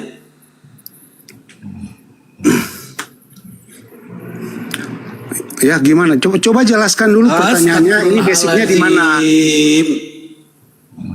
Apa enggak jelas suara saya Arti? Iya, tetapi Anda itu datang-datang bertanya sesuatu yang tidak jelas. Nubuat Paulus gimana maksudnya ini? Nah, gini simak baik-baik. Kita kan bicara tentang dua Kristus, ya. Kemudian pengakuan dari Paulus. Ada kemudian yang mengatakan dia mati dan bangkit untuk menjadi Tuhan. Ya, ini pengakuan dari Paulus. Maka baca Injil Roma ayat 9. Pertanyaan saya ini gampang sekali. Dari mana kemudian Paulus mendapatkan keterangan bahwa Yesus mati dan bangkit kembali untuk menjadi Tuhan? Dari mana dia dapat? Ayo. Ya begini saudaraku, ya. Jadi Yesus itu datang ke dalam dunia, dia sudah mengatakan sendiri bahwa anak manusia datang ke dalam dunia untuk mencari dan menyelamatkan yang hilang. Bagaimana caranya? Bagaimana caranya? Yaitu sesuai dengan bukti sejarah bahwa dia mati di kayu salib. Setelah dia mati di kayu salib, dia tidak mati saja jadi bangkai, tetapi pada hari yang ketiga dia bangkit, hidup lagi. Itu menyatakan otoritasnya bahwa Kristus itu sangat tergenapi di dalam kehidupan Yesus yang sudah bisa dilihat secara kasat mata oleh manusia. Padahal pertanyaan saya gampang sekali ya. Yang saya tanyakan, dari mana Paulus mendapatkan keterangan? Karena Paulus mengatakan di dalam Roma 14 ayat 9 bahwa Yesus mati dan bangkit untuk menjadi Tuhan. Pertanyaan saya gampang sekali. Dari mana Paulus mendapatkan keterangan ini? Ayo. Dari mana sumbernya dia mendapatkan keterangan bahwa Yesus mati dan bangkit untuk menjadi Tuhan? Berikan kami datanya. Dari mana dia dapatkan? Ayo. Iya, saya sudah katakan tadi dari Yesus Kristus. Mana ayatnya? Dalilnya ayat berapa? Ada dalilnya di dalam kitab suci. Yesus Kristus mengatakan anak manusia datang untuk mencari. Astaga. Mana? Apa saya harus tunjukkan lagi? Hah? Ya, kalau diskusi pakai data dong bang. Sebutkan aja. Sebutkan aja datanya, nggak perlu open cam, tunjuk data nggak perlu open cam lah ya. Maksudnya gini loh, sebutkan aja. Oh itu ada di Lukas pasal ini ayat ini, atau di Markus ini. Iya, memang itu aja lah. Memang ada di Lukas, tetapi saya lupa berapa? Kecuali. Nah Lukas berapa? Nah itu ditanya tuh Lukas berapa? Lukas berapa? Oke, mau tunggu saya buka? Mau lah. Masa nggak mau gimana sih? Oke, tunggu ya. Ada 1100. Kan saya udah bilang kita menghormati abang gitu loh. Jadi menghormati kita juga gitu loh bang. Iya. Oke. Tunggu sebentar ya. Ya. Saya buka HP yang satu lagi. Boleh. Nggak apa-apa. Tetapi saya sudah kalau cari saja dulu, baru nanti narasi. Cari dulu ya. Kalau kami jadi kita diam dulu sekarang lah. Kalau kami ini muslim ini sabar gitu. Kalau orang muslim itu debaternya sabar-sabar. Ya, disapa dulu Bang Dias yang lain sambil nunggu Pak Rospal.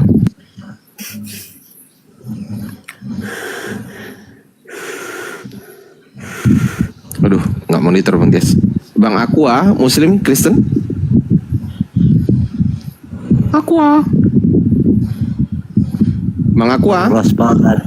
Bang Rospal tadi ngamuk-ngamuk di komalnya Bang Aqua. Halo Bang. Bang Aqua. Waduh. Mana nih Bang Aqua ini? Oke, aku turunin ya.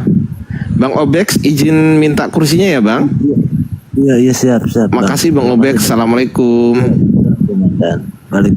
Bang Ardi, saya turun dulu ya, tadarus dulu.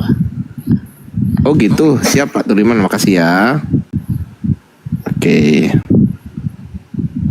Bang Kora-Kora. Assalamualaikum Bang Kora-Kora. warahmatullahi wabarakatuh. Waalaikumsalam warahmatullahi wabarakatuh. Ya, Ya, alhamdulillah kedatangan teman-teman. Saya izin parkir di sini biar jadi mahasiswanya sampai ya. Siap. Queen Lee, Dik doang. Halo, Kristen atau Islam? Queen Lee.